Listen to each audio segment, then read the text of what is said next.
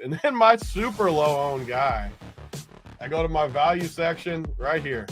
Justin Fields, baby. Naked Justin Fields for my low-owned quarterback play. And here's Bijan Robinson in the slate where you have two 8K plays. I think Bijan Robinson could possibly outplay Jamar Chase at a little cheaper price. And you have a dusty running back room, all slate. Bijan clearly the best potential outcome today for a running back, and you can afford him. And then my sneaky play, I'm going to go with my boy, Ricky P. Gets shot, comes back during the season. This year is his time. Ricky Pearsall. Gets shot. I mean, that's just the way it goes here. You get shot and you come back You that promised early. me a Cleveland guy, though. Where's the I was waiting for the Cleveland. You said Tony's going to hate it if I say a cheapie. I was waiting. I totally forgot Did you about say Ricky Pearsall? Yes, I did say Ricky Pearsall. You don't like Ricky Pearsall?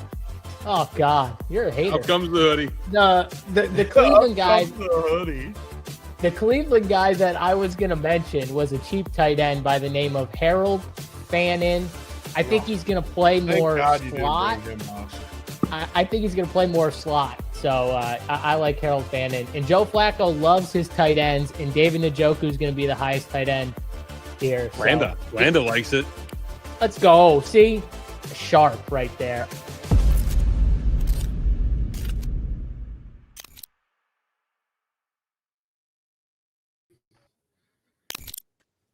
Week 2 of the NFL Print Factory is back. And yes, they had to bring a sharp, as I would say, back on the podcast for week 2 of the Print Factory. Hope you guys enjoyed your week 1 of NFL betting and DFS. Hit the like button on the video. Subscribe to the Run Pure Sports YouTube channel. And I also have 2 pretty sharp guys with me. We got Big T at Big T44 DFS on Twitter, and the man ODB back again this year at AU David B, I think it is, on Twitter. ODB, did I hit the Twitter name right? You got it. Very simple, boys. Very simple. Auburn University, David B. Very simple. That's it. Go follow him over there. But boys, how was the week one of betting? Obviously, I missed the show last week. I'm sure you guys handled it just fine without me. But Big T, I'll throw it to you first here. How was the old week 1? It was good. It's always good to get week 1 down too. We talk about it a bunch, but I like to get in that flow where I see you guys each week. We start to build up a little sample size.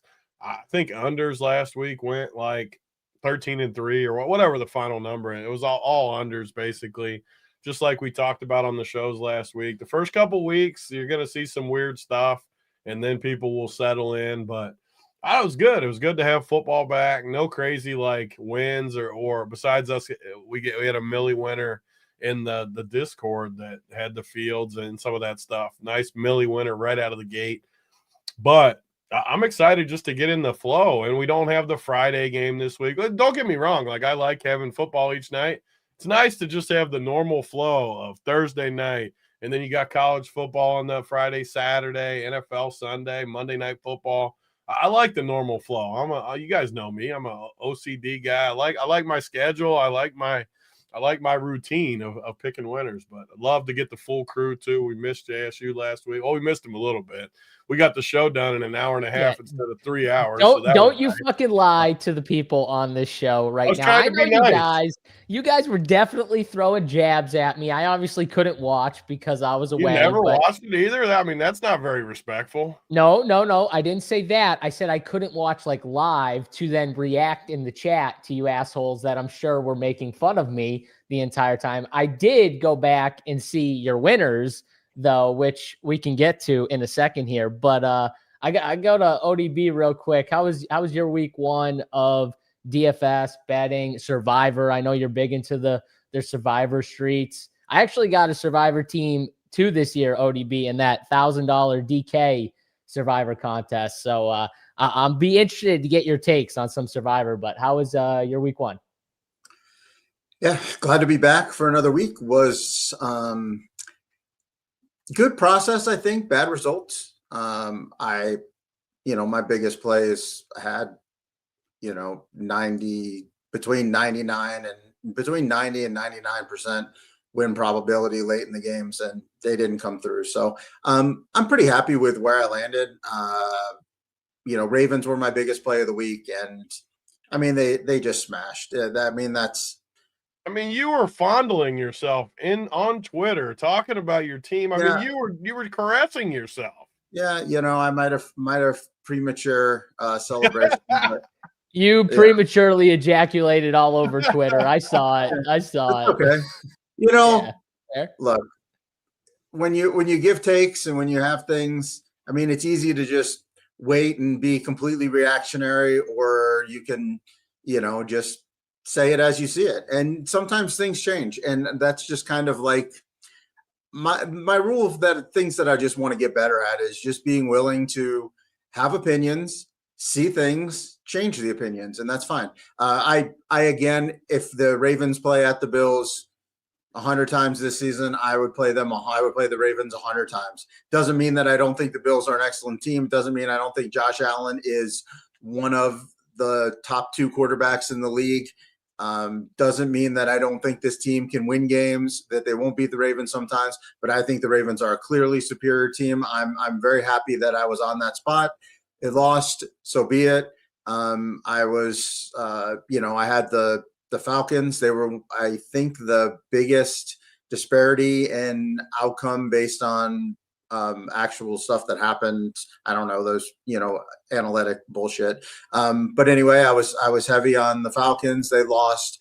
Had the Broncos -9. They played pretty much the worst game that they could have possibly played. They looked absolutely terrible. And if Sean Payton just kicks a 53-yard field goal to win the game with 90 seconds left instead of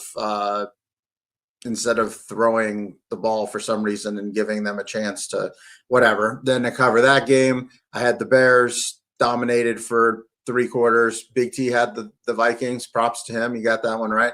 But I was pretty happy. He didn't really have the Vikings. We had the over in that game, right, Big T? We talked about it on our show.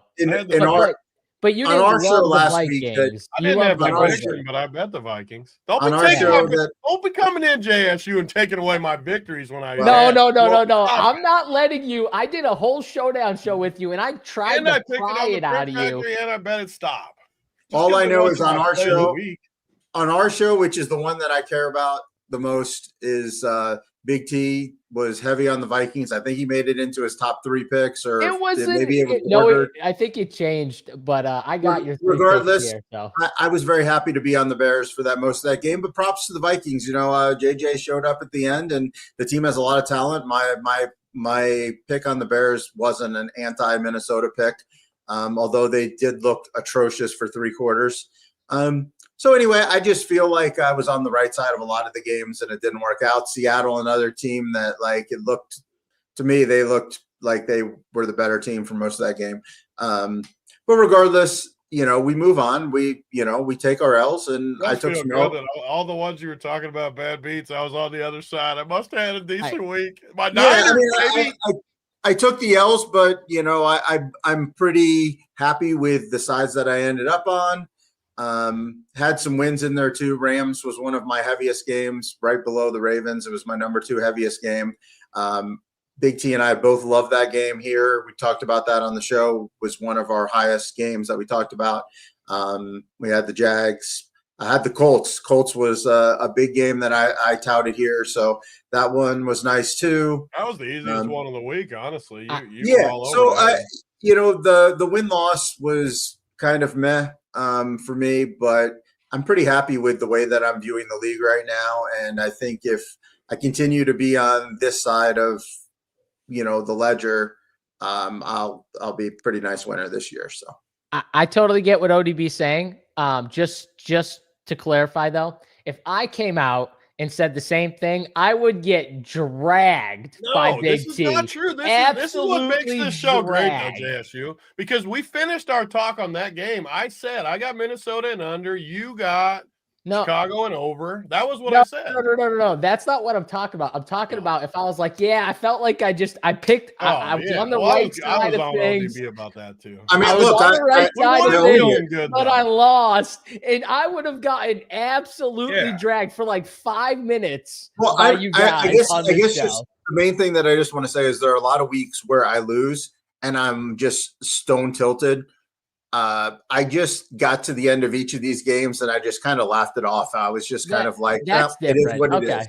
It's not that I'm not owning the losses. They were all losses and it is what it is. But there are just some weeks where I'm just so unbelievably tilted by the losses. And it's crazy because this week should have been a week that I should have been because I feel like I was on the right side. But for some reason, I just kind of took them in stride this week. I was just kind of like, okay. We got rid of one of those weeks where, things should have been better, but they weren't. But I own the losses. I mean, your wins and losses, your record is your record. As, one of the great coaches once said, your record, you are who your record is. And it kind of is what it is. So, yeah, I mean, whatever. I own the losses and I had a rough week. Everybody got all their survivor picks through. So, that kind of like, it didn't matter where you ended up, you were going to get through. And I got through. I was heavy on Denver and they look like shit, but this isn't the team that I think we're going to see all year. So I'm not particularly overly worried about it, but it is what it is. It's a week 1 in the books. That's a loss. But we did have some wins, and I felt like process was decent and analysis was pretty good too. So I'm okay. I mean, and we're not going to overreact too much to week 1. So that's another thing we're definitely not going to do. Brad Moore says he's smashed. The first 3 or 4 weeks we're not going to overreact to. Well, I'm not committing to that. I might totally overreact after week 2. You have to be willing. You have to be willing to adjust your priors, but you can't completely abandon things. So it's a fine line between not being too stubborn and also not being too reactionary. You want to get ahead of the market. Like the market, if you wait till week 4 or 5 to adjust, like you're going to miss out on something because by the time you're willing to buy it. But at the same time, there are some really good opportunities. And we're going to get into the games and kind of, I guess, as we go through the games, we'll kind of talk about, has our view changed on these teams or anything? But yeah, I'm excited to get into it and see where we fall. I'm not, I have a couple of strong opinions, but there's a lot of games I'm kind of like interested in breaking down and talking about. All right. So I saw last week you guys did 3 bets at the end. Each of you guys had 3 bets. So this is what I want this week. Okay. Because I don't want, we're going to give. What was our record? Hold on. I'll get to it. I have your record. We're going to get to the 3 games that we like at the end. But in the comments section under this video in YouTube, I want everyone to give their 3 favorite picks by the spread or the total. Okay. Their 3 favorite picks. I mean, if you want to throw in a money line, that's fine too. And if you go 3-0, we'll pick one of you that goes 3-0, and we'll hook you up with some gear, total gear package, Tony. There's no money line. You pick. Yeah, okay, no money line. You're right. No money line if it's an underdog. Like last week, I picked an underdog money line. Yeah, well, like if you take the Jets, you can't say, oh, Ravens, Bills, and Cowboys. Like, that's what I mean. Okay, so you can take an underdog for money line, but you can't take a favorite. If you want to put them on the table and show people, you say, I don't need the points. Yeah, exactly. And if you go like 3 dog money lines and you hit them all, like you're gonna win probably. So that's the way it goes. If you tie with someone and you got underdog money line, that's your tiebreaker. So not in the YouTube chat, though, guys. Not in the YouTube chat. I don't want to see your winners in the YouTube chat. In the comments section under the video, okay? Post them in there. We'll pick a winner at the end of the week, and we'll hook you up with the gear package. Now, to your picks, both of you guys went 1 and 2. Oh, we went 2 and 4? Oh, I was hoping ODB had better. Hold on. ODB had the Jets +3. That was a great pick. That was a win. Almost won that game outright. Ravens, let's see here. Ravens money line was a loss. Over on the Jacksonville game was a loss. Big T had the under in the Chargers game. That was a loss. Detroit money line, that was a loss. Rams -3, that was a win. So both you guys went 1 and 2.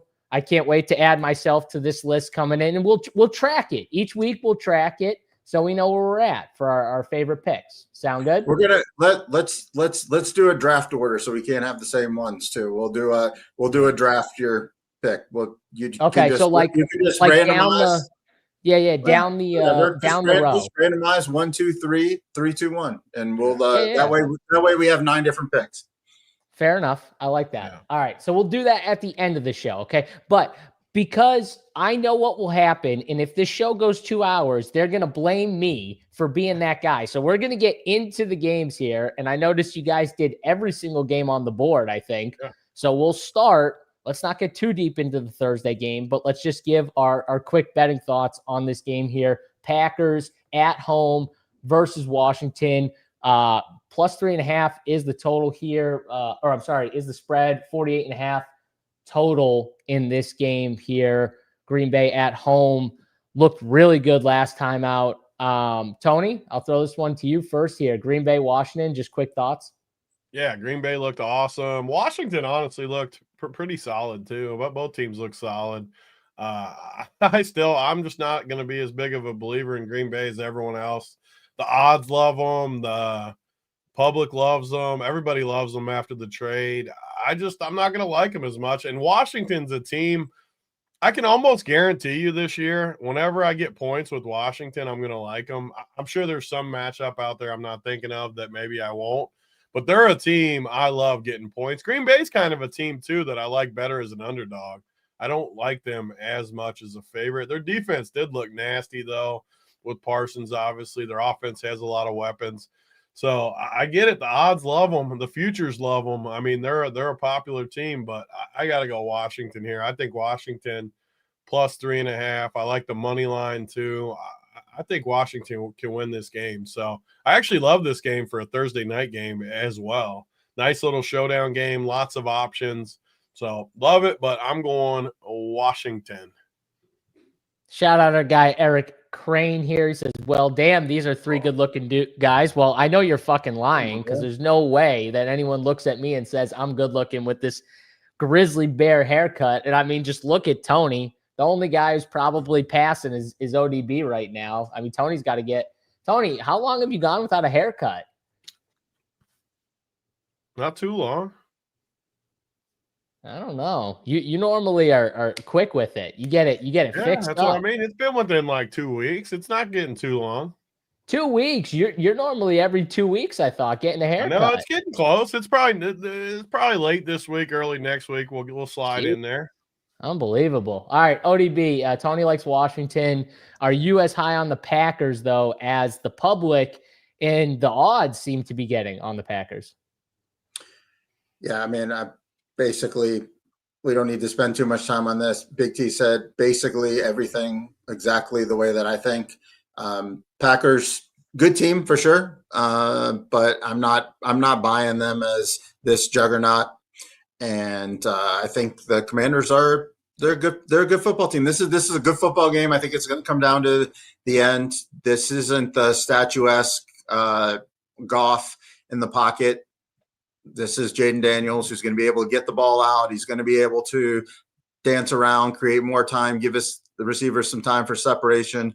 I think the Detroit game plan was pretty poor, to be honest. They did nothing but just dump offs. Didn't try to get the ball into their play into JMO or Amon-Ra's hands. Just kind of, I don't know, just looked like a panic. Detroit did not look good, and Green Bay took advantage of it. I think Washington gives them a game. This to me is a coin flip game, so I'm getting a field goal plus. I'm going to play Washington for sure. Yeah, I get it being on Washington. I am actually really high on the Packers, so that's not going to shock anyone here with the moves and the fact that Micah Parsons is just going to get better as he goes. You know what I mean? As he plays even more. He dominated Penei Sewell, who's a top offensive lineman when he was out there, like multiple times.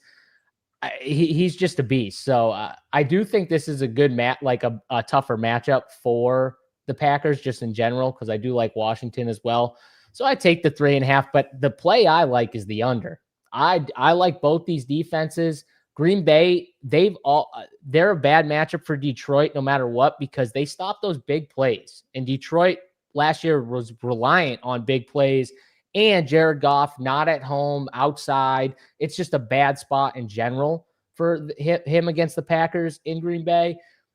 This is going to be a tougher one. I think Washington's going to really try and run the football. They've got Jaden, so you can dual threat with the RPOs, with the running back. So it's just a different style. And I think this goes under. I think the Packers are going to try and run the football as well on a short week. So game might speed up a little bit. I like the under here.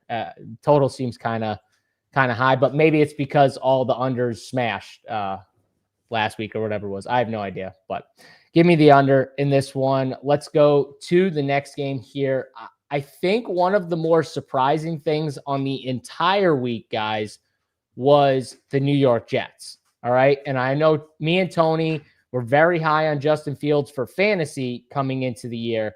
But as a team, the New York Jets gave the Pittsburgh Steelers everything they could handle, and that defense put up 30-something points. I think it was 32 or something like that. Did lose a close game, but looked really good. The spread's 7. The total's 46.5. The Bills coming off of a banger comeback win where I agree with everything ODB said. I mean, like, the Ravens were winning the game. They were kind of dominating the game. And then they do what the Ravens do, and they take their foot off the gas at times. And you just can't do that against a top-tier team like the Bills. And they came back and they won that game. But Josh Allen, obviously MVP last year. What are we doing? This game is in New York. ODB, I'll throw this one to you here. Bills, they took your soul last week. Are you going back with them, or are you going to the Jets? Yeah, no strong feel on this game, to be honest with you. The Bills just saw Lamar, and we saw what he did.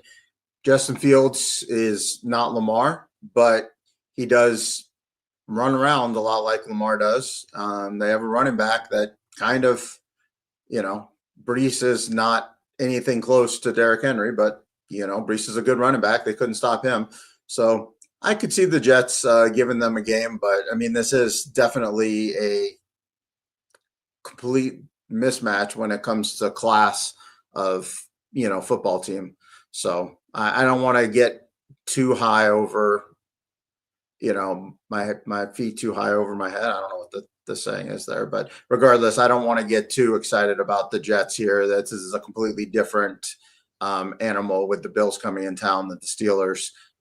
Both these teams coming off emotional games. So, a lot of times you like to fade like these teams coming off of an emotional win. The Jets may be a little bit more in check after theirs because they lost. They have a little bit more, whereas the Bills, they're definitely going to be reading the headlines this week. If I have to choose something, I would choose Jets, to be honest, but I don't really have a lot of conviction because there is a serious talent differential between these two teams. The one thing that Buffalo is very, very beat up in the secondary. I don't know how much Fields can take advantage of that. I mean, I do like Fields. I do like Garrett Wilson, but it's not like they really have the field separators to take advantage of that, or the elusive guys like Zay to be able to, get in space in there.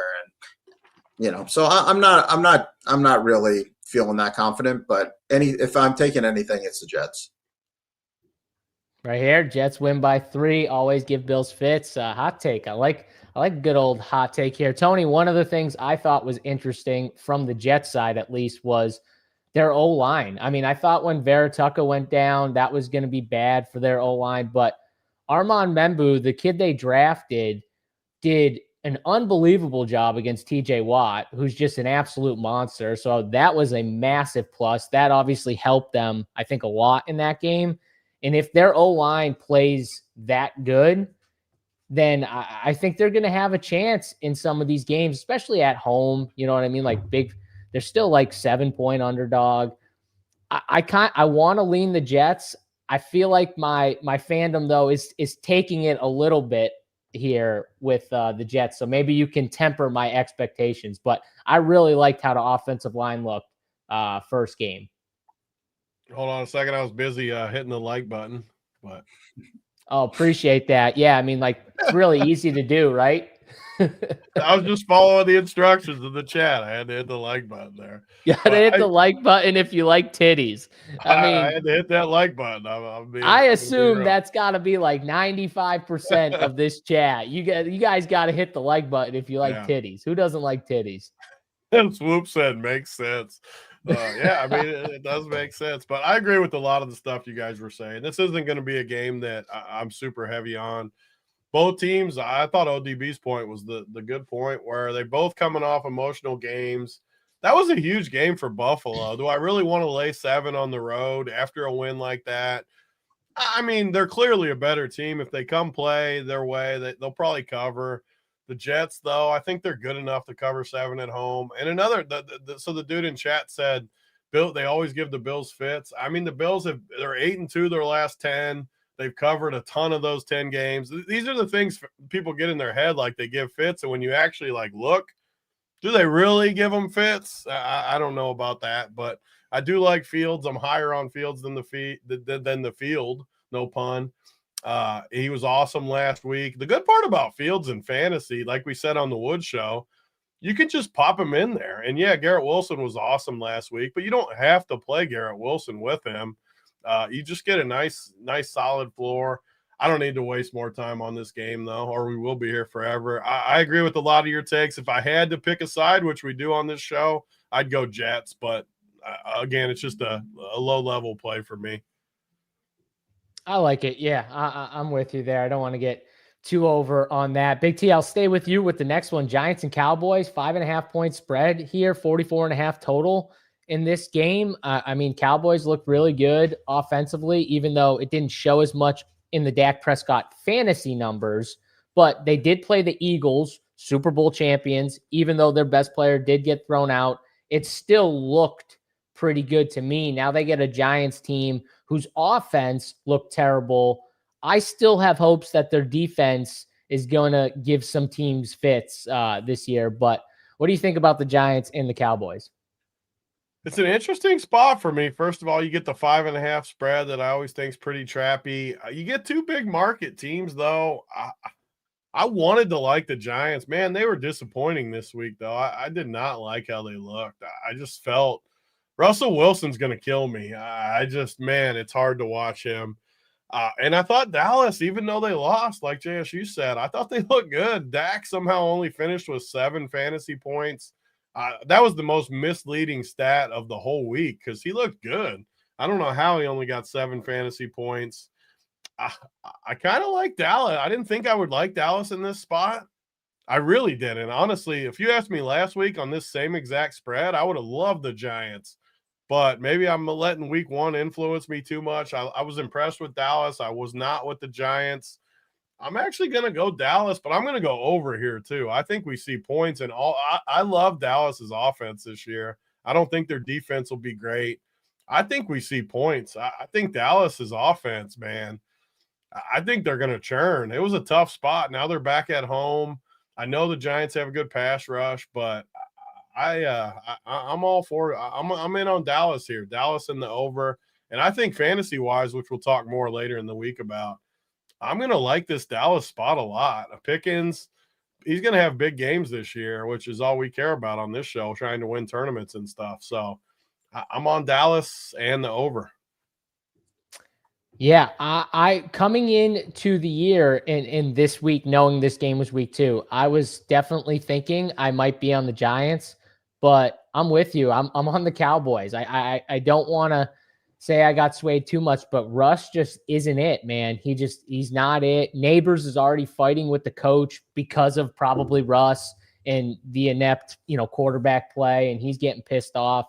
And it's just going to keep going until they go to Dart. But I don't think they're going to go to Dart yet. I think they're going to give it a few more games before that happens. And the offensive line was just bad, man. I mean, there was a stat. I think it was Warren Sharp. He put out a stat. The Washington Redskins, they got their 43% of the time they got there without sending a blitz last week. So without sending any blitz, it was like the highest pressure rate without a blitz of any team in week 1 led up by the Giants. So, man, if Dallas can just get there with 4, a lot of the time that's going to be an issue in itself for a Giants team that offense already looked bad, and they couldn't run the football. So those things are bad for Russell Wilson and the Giants. I got to be on the Cowboys. ODB, can we make it 3 for 3 on Dak in the Cowboys? I mean, I've been one of the bigger Dallas proponents offensively in the preseason. Even before the whole Micah thing happened, I was, Dallas was the team I really wanted to play in best ball. I like a lot of the things that the Cowboys have. I got Dak as quarterback in my 2 biggest managed leagues. That being said, I like the Giants in this game. I think the Cowboys' run game is pretty shit. Javonte, he looked good, but I'm not at all concerned about him being able to run the football. I think that front 4, they won't have to do much to be able to. It's a different animal kind of holding down Jaden, who can create, and you really have to, put more guys up there to worry about Jaden. I think they'll be able to drop guys back and hope that the front 4 can get there. I don't think they have to really respect the run too much with Dallas. Russ looked as bad as possible, but this Dallas defense is pretty poor. I think the Giants, Russ is going to have some games. I mean, we all know what Russ is. Russ kind of stinks, but he also, he wings it. And, this is a team that can give up big plays. I don't know.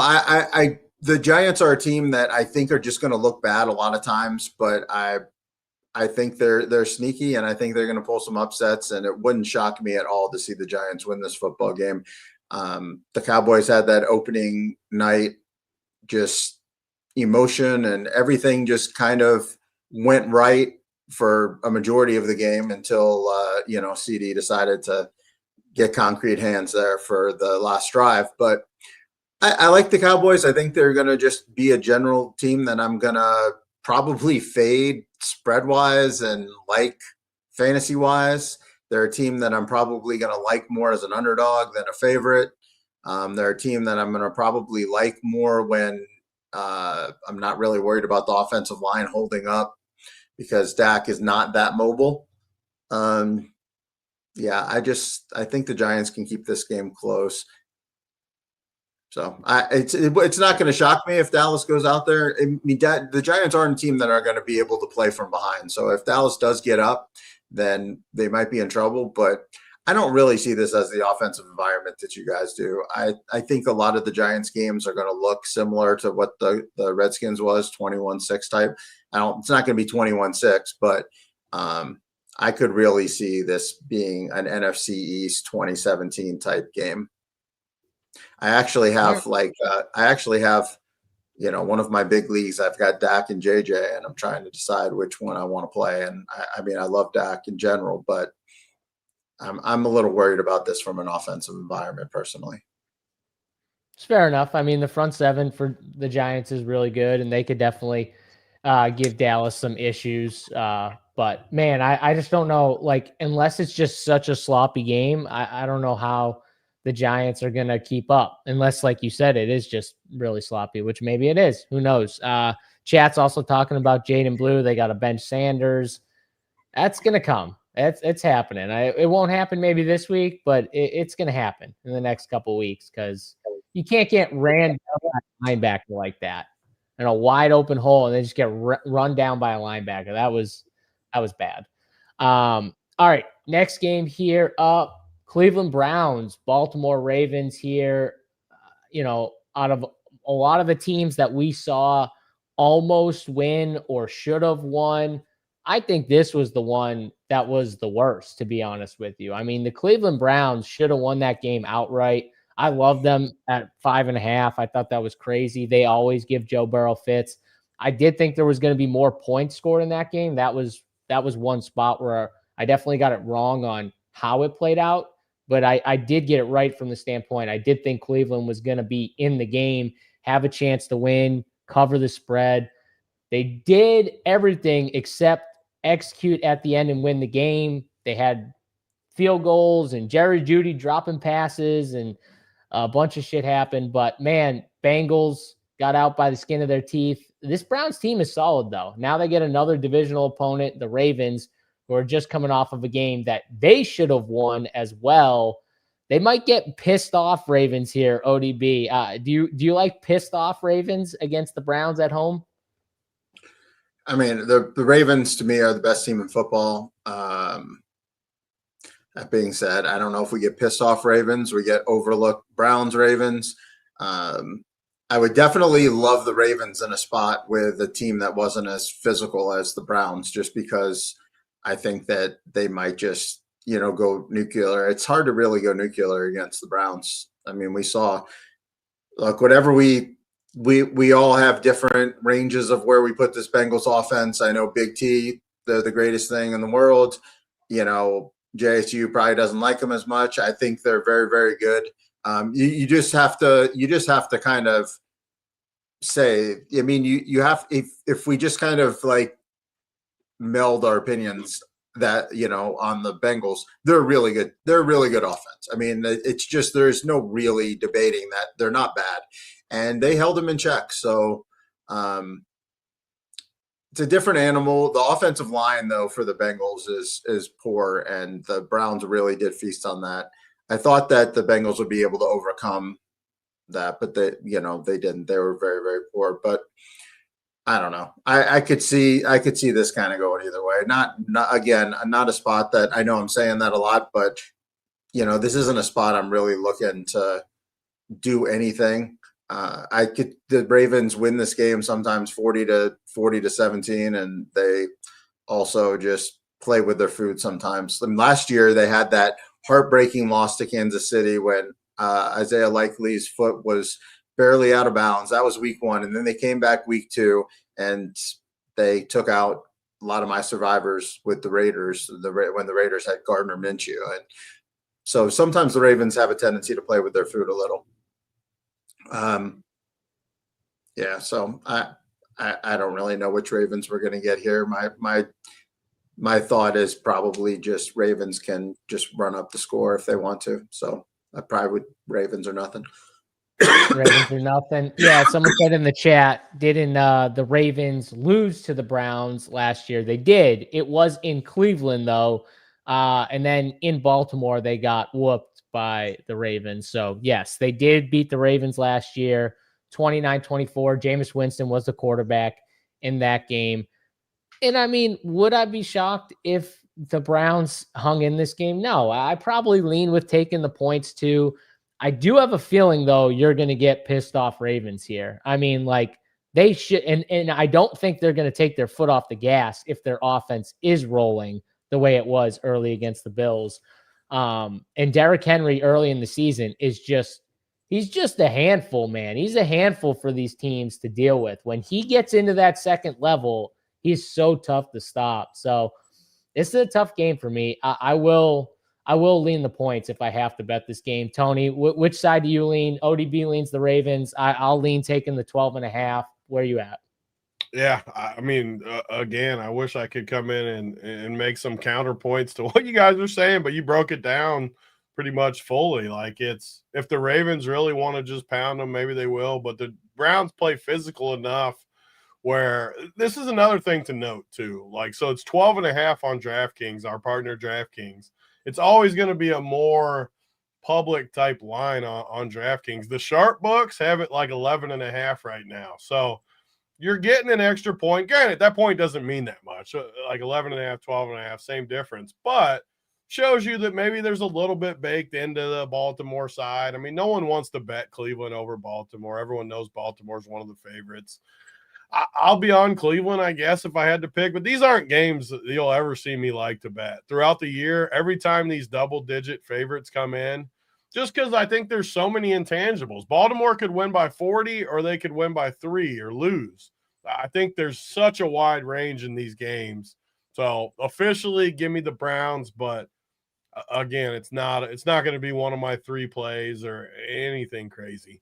You say it don't mean anything until that game lands 12 and you're like, oh, Yeah, thank God I had the 12.5. Like, I just think it's funny though. Like you'll be talking to a bunch of your casual friends and stuff. And when the spread's like 1.5 or something, they like act like it's the craziest line move ever. If it goes to like 2.5, or it goes to 1.5 the other way, they're like, oh, Buffalo's favorite over Baltimore, and then Baltimore's favorite over Buffalo. Like, none of those numbers mean that much. If it goes across key numbers like 3 and 7, 10, some of the numbers like that does mean more to me than these little ones. But still, it's just another note. Like, if you like Cleveland, you're getting an extra point basically baked in. Spread should be somewhere around 11, I would assume, in that range. So give me Cleveland.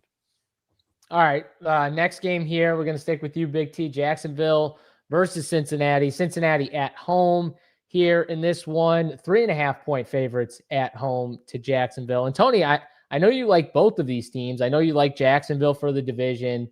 I don't know how much you can take away from the game against Carolina, where there was a big rain or weather delay in the middle of the game, and Jacksonville was kind of already up, and then Carolina just looked defeated and not good. But, obviously the Bengals game, I got to get your take on the Bengals because I know you're higher than most people on the Bengals. What do you think about this game here? 3.5-point favorites and a 48.5 total after the offense kind of disappointed everyone last week. Yeah, I think it's a great Bengals spot. The Jags looked awesome week 1. And make note, too, I didn't love the Bengals last week. 5.5 on the road. I didn't think it was a great Bengals spot with that trappy line. They looked worse than I expected, I'll be honest. They went right down the field, scored a touchdown. I was like, here we go again. They're going to roll. And then they did nothing the rest of the game. They got extremely lucky to win. But it's a win. It's a road win in division. I mean, whatever. A win is a win. Like ODB said in the first segment, you are what your record says you are. Last year, they didn't make the playoffs because their record was what it said it was. They weren't a good enough team to make the playoffs. It's just that simple. Jacksonville looked really good in week 1, I would say. They even though the team was weak, they looked good. I think this is a perfect get-right spot for the Bengals. The Jags aren't nearly as physical as Cleveland was. Myles Garrett is nowhere to be found. And the Bengals are back at home. Everyone, they got the W. Say what you want. The last couple of years, they haven't won early in the year. They've had bad luck. Even if they stunk week 1, they went home with the W. They're 1-0, and they got a chance to get right at home. So I'm actually very high on the Bengals this week, minus the 3.5. You might even be able to catch 3 because there's a lot of Jacksonville money out there. It might drop to 3. There might even be a 3 hanging somewhere right now. So I'm in on the Bengals. Don't bet it early though, because I don't think it'll move the other way. Love the Bengals, and I have to like the over. I know a lot of people like the over always with the Bengals. I actually like the under last week with Cleveland style. This week though, Jacksonville's got a lot of offensive weapons. I am all about the Bengals in the over this week. And Jamar Chase, T. Higgins, these guys are getting right in fantasy this week too. Load the wagons. Yeah, it's a different animal going from in Cleveland against Cleveland's defense to Jacksonville. Even if you think Jacksonville's defense is somewhat improved a little bit, like it's still not Cleveland's defense. So it's definitely a different animal here. ODB, which side are you on here? Bengals and Jacksonville. Chat saying don't take the Bengals. Don't fuck with the Bengals, ODB. You fucking with the Bengals? I'm definitely fucking with the over. I agree with Tony. I mean, this is a perfect over spot to me. You have weapons on both sides. You have poor defenses on both sides. I think BTJ gets unlocked this week. They were, Liam Cohen came out and made disparaging remarks about, Trevor not getting the ball to BTJ and that he was open. Perfect bounce back spot to play him, I think, in DFS. I mean, obviously this game is going to be pretty high owned, but for a good reason. So, yeah, I really like the over in this game. I think it's a back and forth game. I want to like the Bengals, honestly, but I think it's too close. If you're getting 3.5, I think I might lean Jags. Just because, I mean, that hook, I really do think this is a back and forth game. The Bengals aren't the type of team to ever put teams out. So I would lean Jags, but I definitely like the over. I'm gonna definitely be on the over in this game. I think this game has classic. I mean, if this game was played in 2 weeks, this total is probably like 53. I mean, this is gonna be a shootout. These two teams aren't gonna stop scoring. It's kind of like I don't know if you guys ever, like, when I was growing up, we did a lot of dog racing. We went to a lot of dog races, like dog tracks, and like they have classes of dogs. It was like A, B, C, D. So like when your dog won in like the C, it went up to the B's, and when it lost X number of times, it went down a grade. So like they're running against different speed dogs. So like when your dog goes down, and he would just be able to get out ahead of these. I kind of see the Bengals in this spot. Like they just went from a defense that's going to apply a ton of pressure, knows this team very well, knows the weapons, knows everything about them. And they knew ways to slow down the Bengals, and they were able to just get so much pressure on Burrow. Now I feel like the game is just going to play in slow motion for Burrow. I mean, this is just a completely different pass rush and a different defense that now the dogs are sprinting. This is a sprint. This is a sprint race for the Bengals.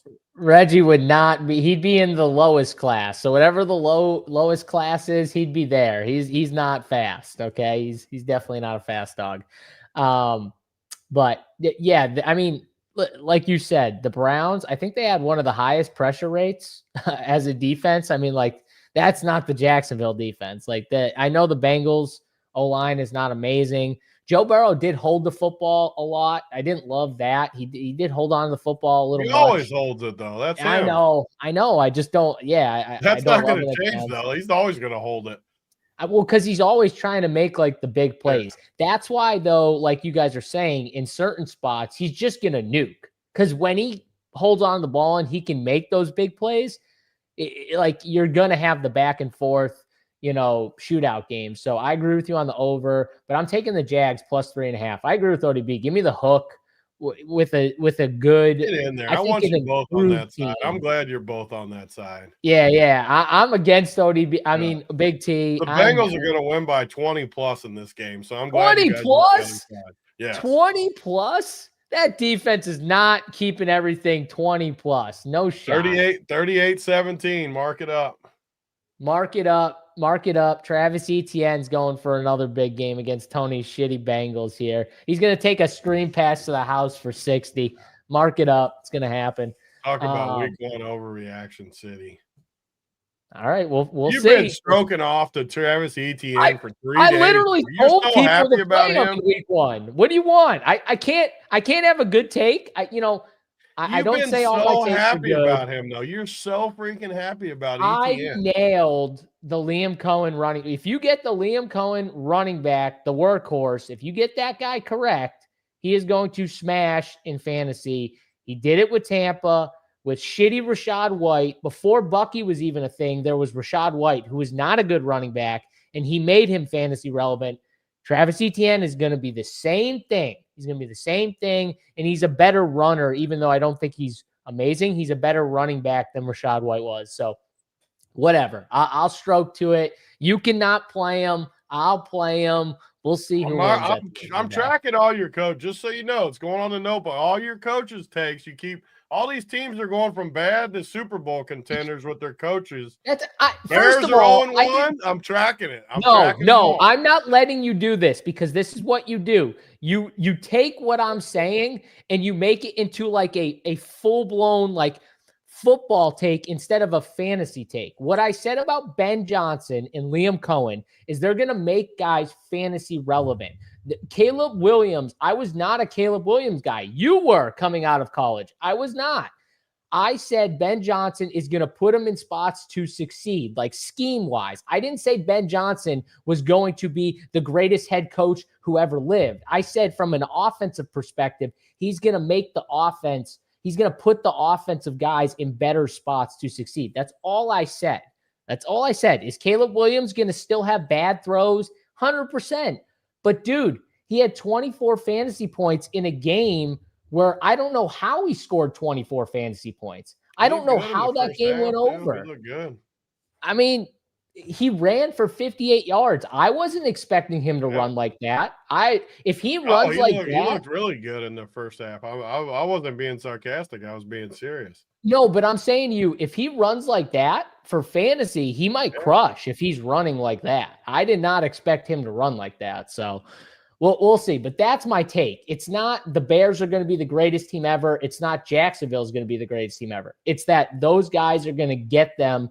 Did you see that touchdown play at the goal line? That was all Ben Johnson's scheme. That it had nothing to do with Caleb Williams. It was a sick, schemed out play that he had designed, and it got Rome wide open. It was a sick call. Like, that's what I'm talking about. He's going to have stuff like that. All right. That's enough of that game. We're on opposite sides. Big T's on his Bengals. Me and ODB will take the hook with the Jaguars, but we all like the over. The over. We all like the over. Tony, I will say, too, just to make a note, because I made a note of the last game, it's 49.5 at sharp places, 48.5 on our partner. So that could be one to bet. I don't think you get lower than 48.5 in that game. So if you're on DraftKings and you want to bet over with us, now could be a good time to bet it. There you go. I like that. Now's the time to bet that. All right, San Francisco and New Orleans, next game up here, 4.5 point spread. New Orleans still the underdog at home, though, against a San Francisco team that is dropping like flies already. George Kittle, 13 plays in, hamstring injury. Now he's on IR. Brock Purdy, I don't know when, but he picked up a turf toe and a shoulder, but the toe's worse than shoulder.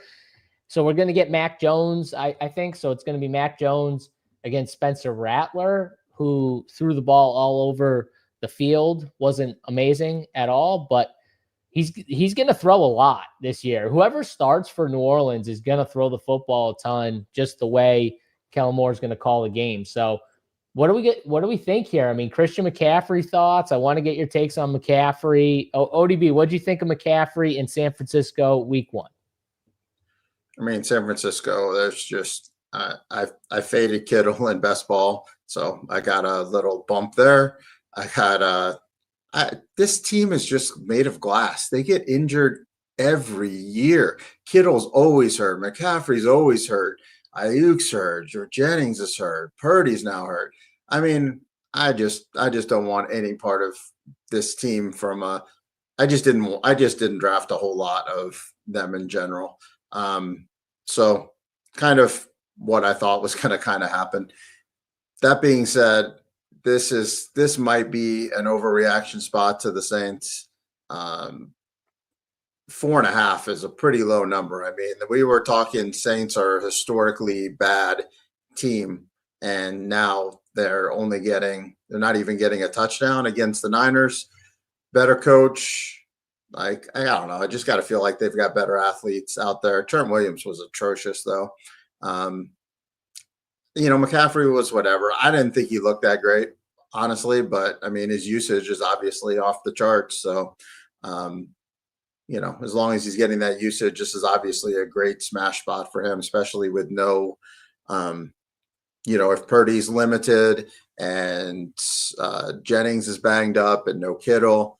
I mean, this has just got to be full on C-Mac, I would think, from a fantasy perspective. I think the Niners probably go in there and just get it done. I won't be loving the Niners in a lot of spots, but this number seems a little small for one team had a 10.5 win total and one team had like a 4 win total. So, Mac Jones has been in the league a while. He's a very capable quarterback. I mean, I don't think any of us really like Mac Jones in general, but Kyle Shanahan has had a way of reviving quarterbacks. He puts his quarterbacks in good situations. This is Kyle Shanahan who turned Sam Darnold into, he went 14-3 the year after he left Shanahan. He turned Brock Purdy into Mr. Irrelevant, into, what did he get, $50 million contract or something. Mac Jones has been in the league. He's done time. Like, the game's not going to be too fast for him. I think it's probably a pretty good spot, honestly, for the Niners. I don't really think there's a massive downgrade. I don't think Purdy's anything really that special. I think it's mostly Kyle Shanahan, to be honest. So, I'll probably just take the discount in points here and take the Niners. Again, not a love spot, but I feel pretty comfortable with the Niners here. Yeah, I don't feel comfortable with anything with the San Francisco 49ers team. I agree with ODB that they're just made of glass. I am comfortable with my guy, Ricky P, but Christian McCaffrey, I mean, he's going to be fantasy relevant until he pretty much goes down, which if he's getting 30-plus touches a game, it will happen at some point. He cannot handle that type of workload and stay healthy all year. I just don't envision that happening, but I don't know what else San Francisco does. I think they're going to have to give him the ball that much. So, man, once he goes down, without Purdy, without Kittle, this team is just all defense, and it's going to be very little offense. And Jennings is hurt. I know they said that he avoided like a serious injury, but he's got a lot of stuff going on. He's been dealing with injuries all off season, the contract stuff.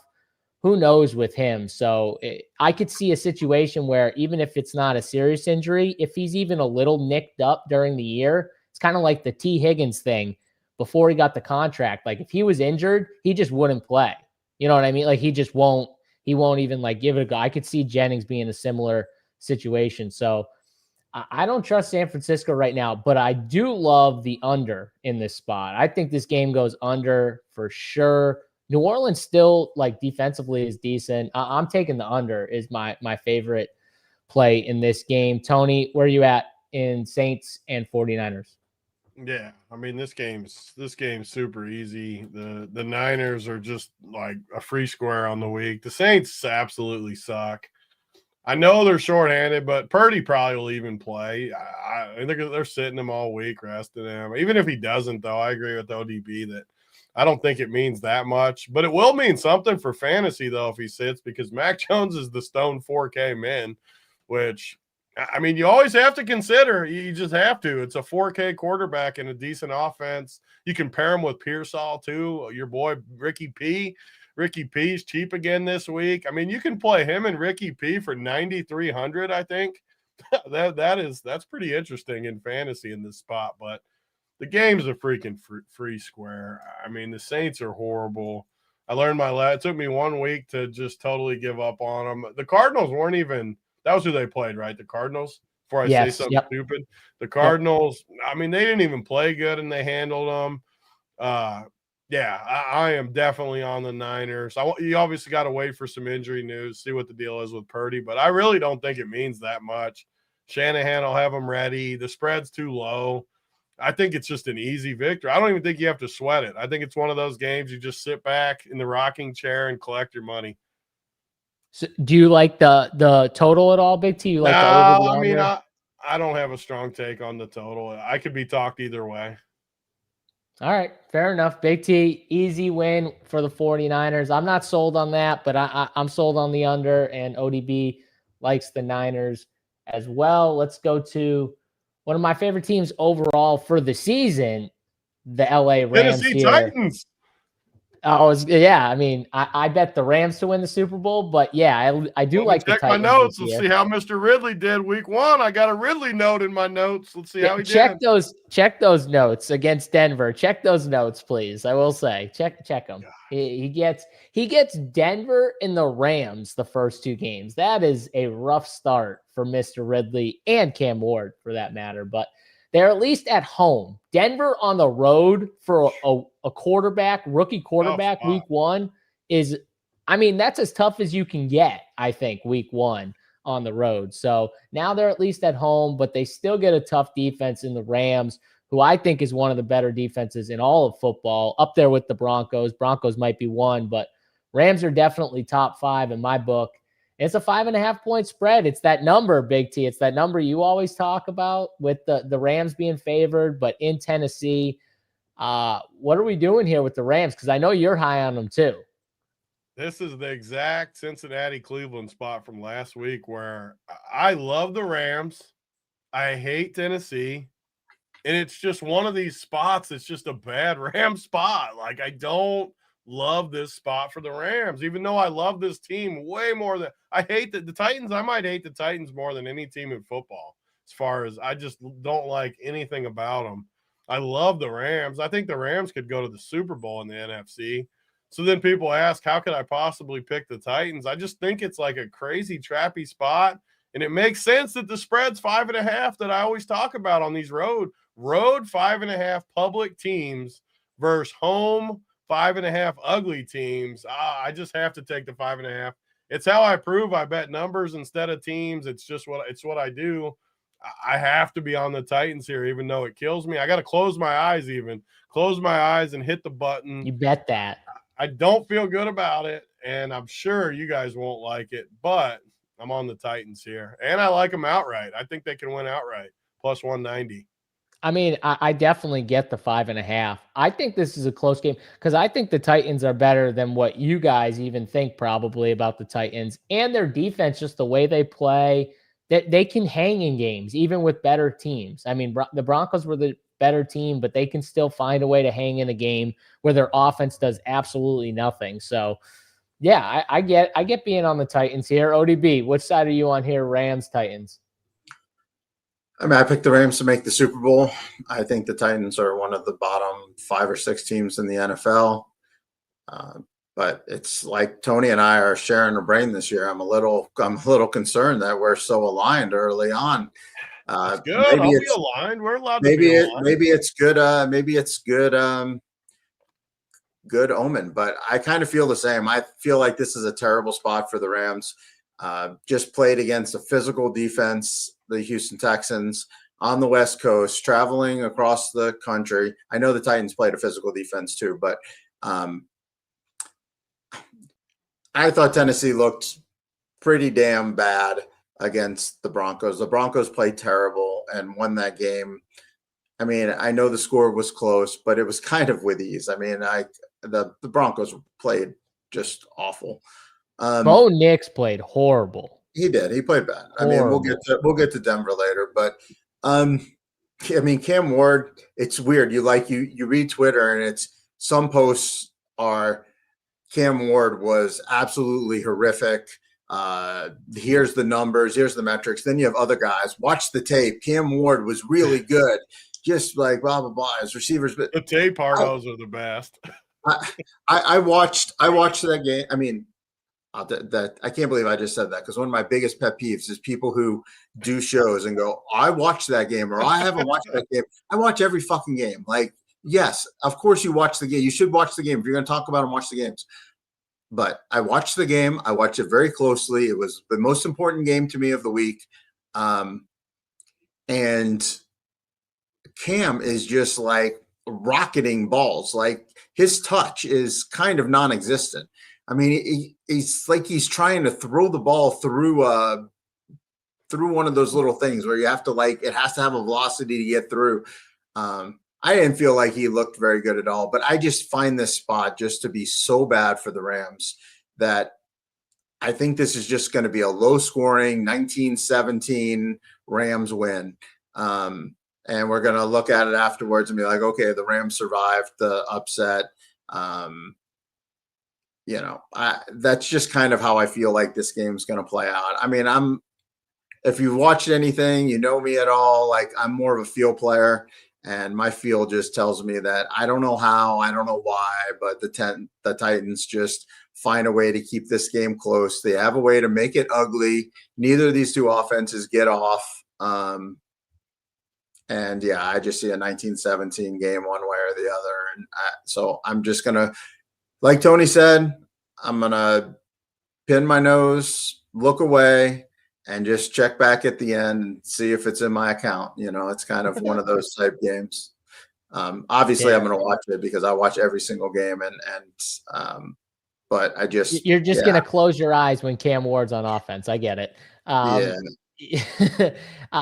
kind of with you. I like the under too. I think this is a sloppy game. One thing to note for the Rams too, both their guards, I think, came out with high ankle sprains and they're week to week. So that's another big loss. And we've seen them, the Rams, when they start losing offensive linemen, they just go like supremely run heavy, try and take all the pressure off of Stafford in the O-line. So I do think this could be a very grinded out type of game. Them down offensive linemen. Matthew Stafford's older.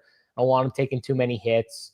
Coming in with that back injury. Like, I'm with you. I would go Titans if you made me pick 5.5, and I definitely like the under here. Again, I think it's a gross game. So I like that under with you too. I was just looking at it. I'm with you on that. Under, man. I know you guys don't love Tennessee's defense, but I think they're going to give, because they're physical. They like the corners play physical, sometimes a little too physical, and they will draw some penalties, but like they at least Simmons got in there nice. Like he looks pretty good. Yeah, I mean, look, the Broncos looked bad, but maybe the Tennessee defense was a little better than maybe we, thought. So right, it's definitely possible that the Tennessee defense had more to do with the Broncos' ineptitude. It's possible. In Tennessee's strength on the line is their interior rushers. So if you're losing your guards, like that's going to hurt. Like if your guards are both gone, and where Tennessee is, has, an edge, I would say, I guess defensively would be their interior D linemen. So that's just another thing to throw out there. But all right, that's enough of that game. Let's go to, for me at least, it's going to be one of the games of the week because I am very excited to see Ben Johnson back in Detroit, inside, Jared Goff back at home in the dome, not outside, not outdoors. It's a 47.5 total. It's a 5.5 spread too. Another one of those five. We got a lot of 5.5 numbers this week here. And I'm just going to say this is going to be fun. Amon-Ra and all those offensive guys for Detroit, they can't wait to see the old receivers coach and Ben Johnson. And this game is going to mean something to them. This game is going to mean something to them, just like Justin Fields going to play his old team, feeling probably slighted that Pittsburgh didn't keep him, and Aaron Rodgers facing his old team in the Jets. I think it's going to have a similar feel. And it might be a shootout, honestly. I could see a shootout here. 5.5 number. I'm leaning the Bears with the 5.5, and I like the over in this game at 47.5. I think Detroit's offense comes to play too back at home here, especially if those corners are out for the Bears, which even their backup corner, I think, was hurt or was cramping at the end of the game, which is not good if he's actually hurt. I don't know for a fact, but we'll see on that. But I'm going Bears, and I like the over. ODB, I'll start with you on this one. Which side you going with, Bears and Lions? This is a very dog-heavy slate for me. I like a lot of the dogs. And again, I'm just going to jump on the dog here. I think the Bears are a pretty good football team, and I think Ben Johnson's a really good coach. If he, there's nobody who knows this Detroit offense better than Ben Johnson. So I don't know if that means that he's going to be able to figure out how to stop it or what their weaknesses are or anything in that realm. But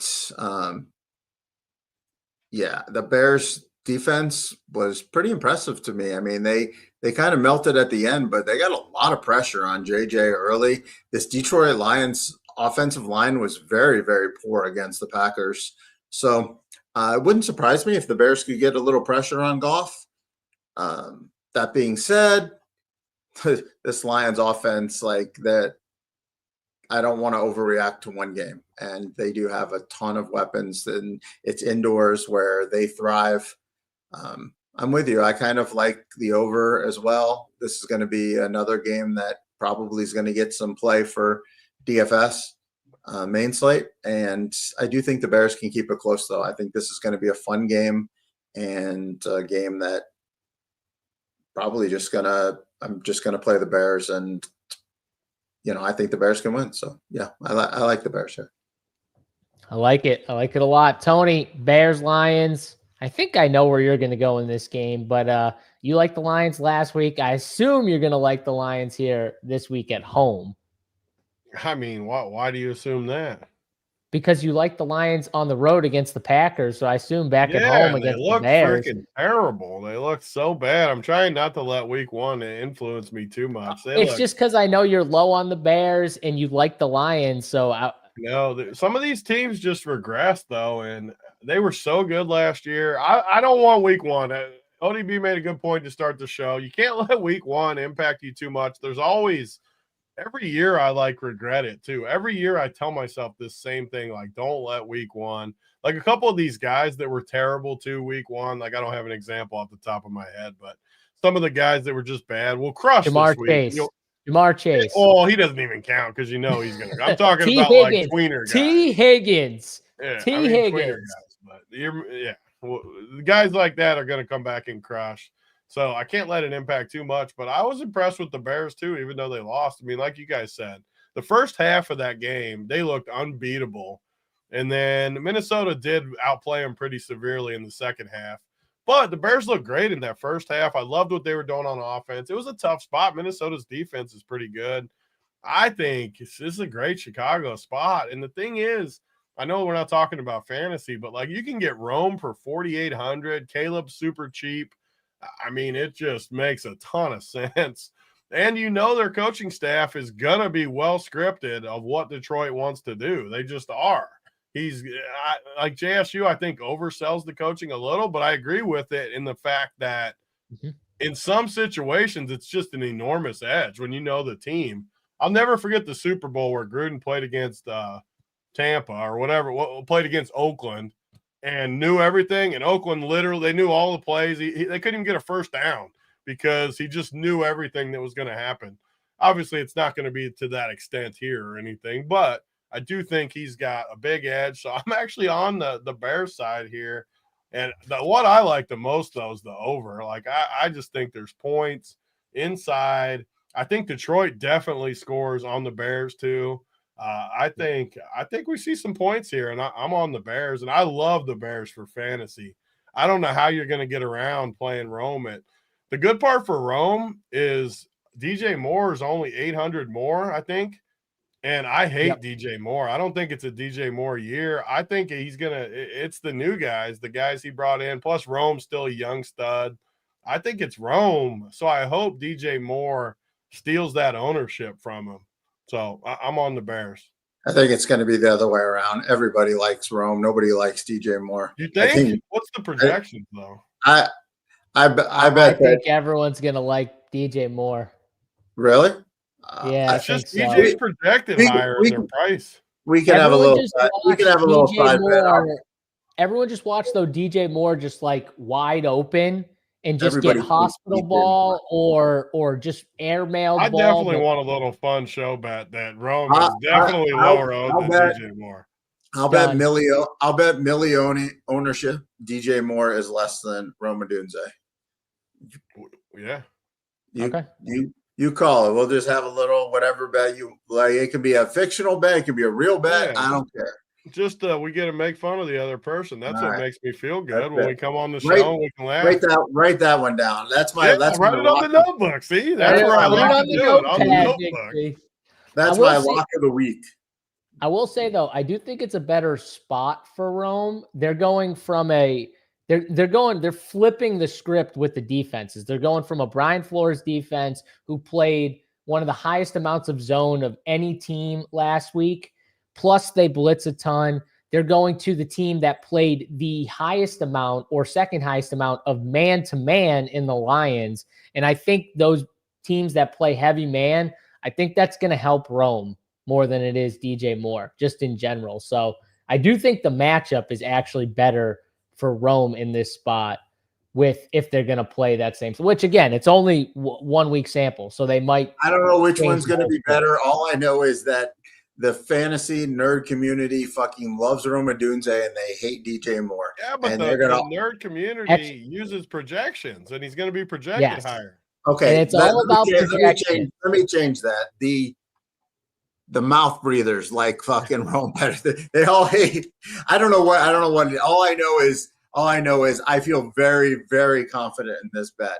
What you're saying is the Sharps. What you're saying is the Sharps love Rome, and the mouth breathers actually love DJ Moore. That's what you're actually saying. You got it backwards. I don't think there's a 0% chance I lose. No, I don't think the Sharps make up the large majority of the Millie Maker.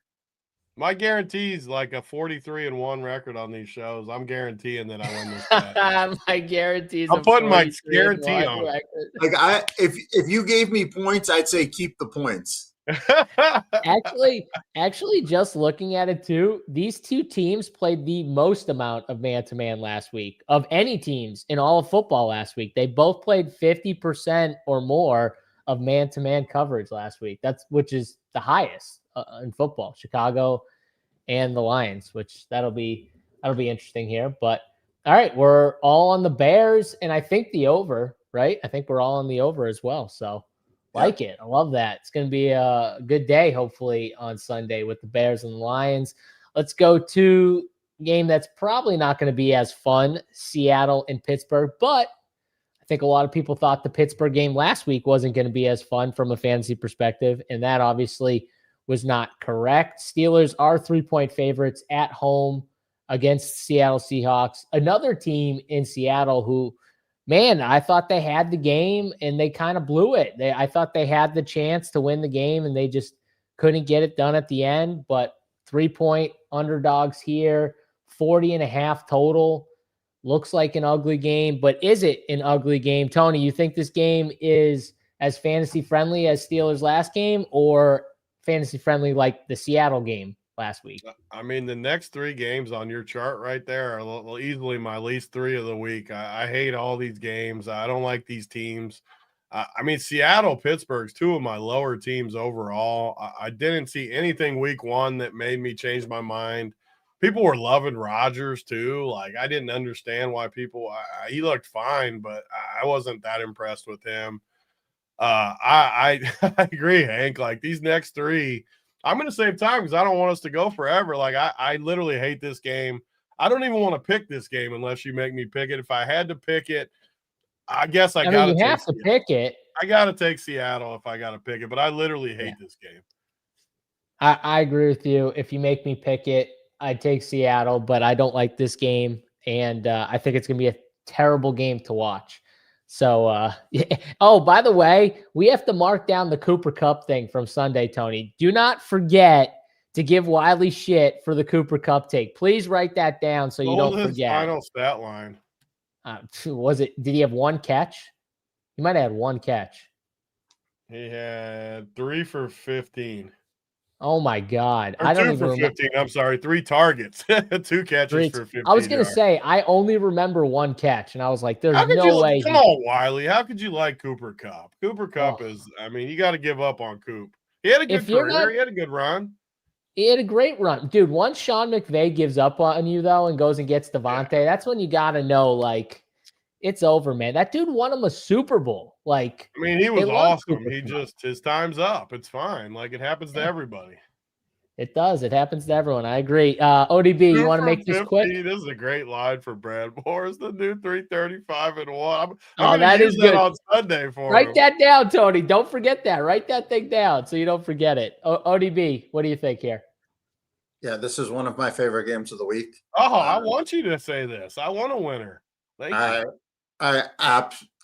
A team that I came into the year hating this week. I absolutely love the Pittsburgh Steelers. Oh, I'll take them with you. This is one of my favorite games of the week. This is just Seattle has a very bad offensive line, and they have a quarterback that can't handle pressure. And what is Pittsburgh good at? Look, yeah, they were terrible against the Jets. That was a mobile quarterback on the road. I don't know what happened to the defense, but I can tell you they'll be ready this week. This is one of the highest ranked defenses in the NFL. That just the game kind of got away from them. You have a Seattle team that kind of, their backs kind of move a little bit in slow motion. They have an offensive line that is terrible. They have a receiving core that is completely one-dimensional. And and you have a Pittsburgh team that's coming home with a riled up fan base, with the team going from west to east to play in an early game. Aaron Rodgers is still healthy and fine. I don't think he's going to end up that way, and I don't think he's going to be good, but I absolutely love this spot for the Pittsburgh Steelers, and it will be one of my three picks. So I like that. I guys like might that. get the number one pick and swoop in because of how you guys aren't allowed to steal it because you guys both like the Seahawks, but I'm just telling my you. mind. You sold me.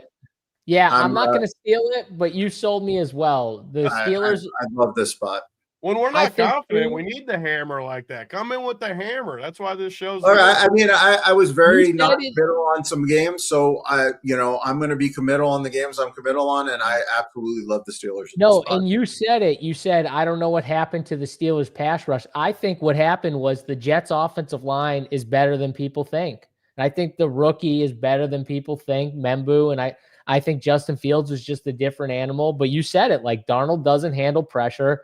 The offensive line's not good for Seattle. They're going to get pressure in this game. All your points, 100%. You're right. I'm switching my pick too. I'm with you, Steelers. Tony's switching too, I can tell. Yeah, I won't steal it. I didn't even want to pick the game, so if ODB's that confident, I'm definitely in with him. Well, I came in. I sold you on the Colts last week. This is my sell job this week. Sell me on this next game. Thank God you sold him on the Colts, because if he was on Miami and I was on that show last week, I would have puked. So thank God. I'll be honest, I wasn't like totally sold on the Colts. I'll admit when I wasn't fully in. The Dolphins are the biggest train wreck in all of football, and we're on this game next, but I'm saying Patriots stink too, though, for the record. The Patriots are ass too, but the Dolphins are, dude, they're dysfunctional. There's a difference between being bad, Tony, and being dysfunctional.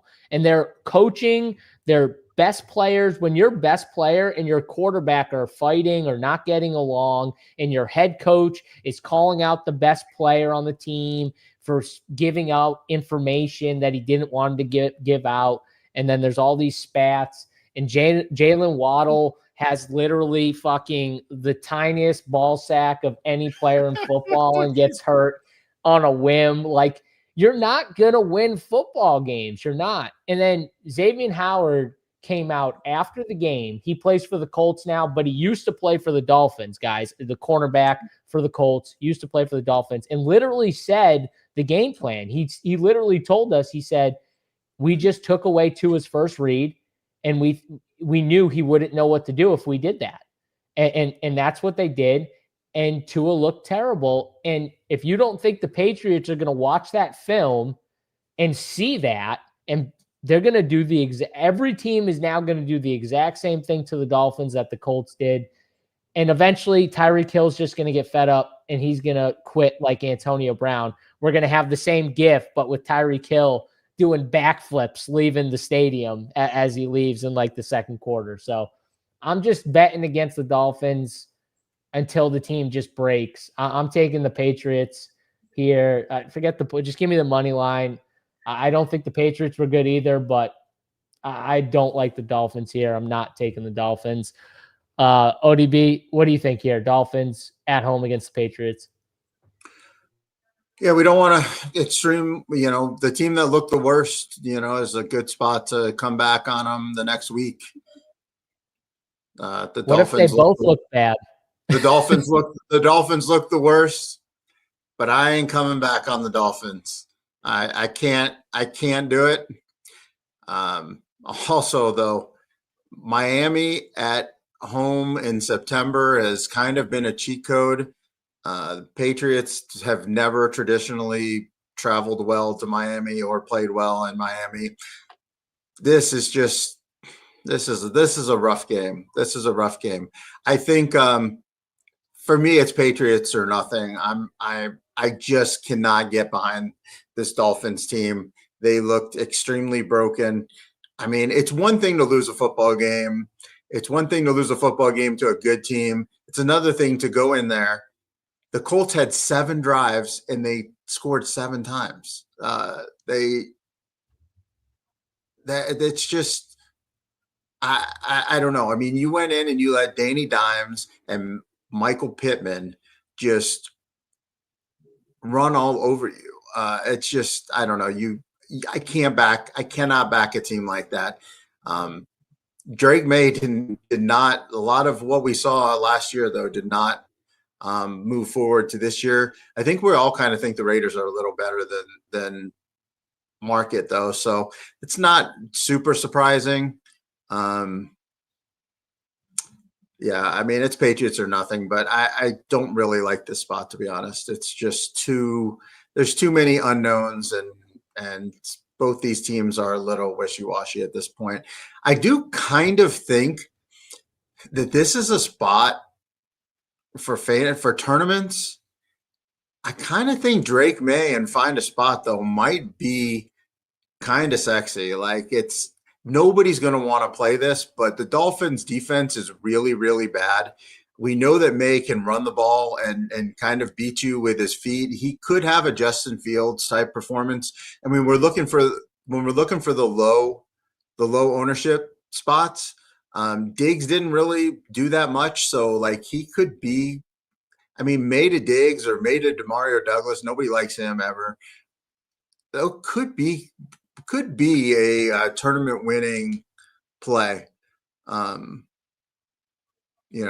But one lineup, maybe not the thing, but I definitely think that this is a spot that, with all the ownership being garnered in a couple of key spots, this is a spot that you could kind of be contrarian, and you could get a sub 5% owned stack that does some damage against a very, very poor defense.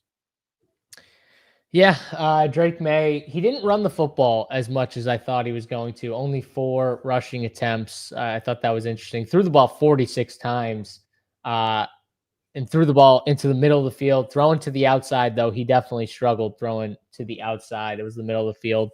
And Travion Henderson got outsnapped and stuff by Stevenson, which Stevenson was bad, so I don't think that's going to hold.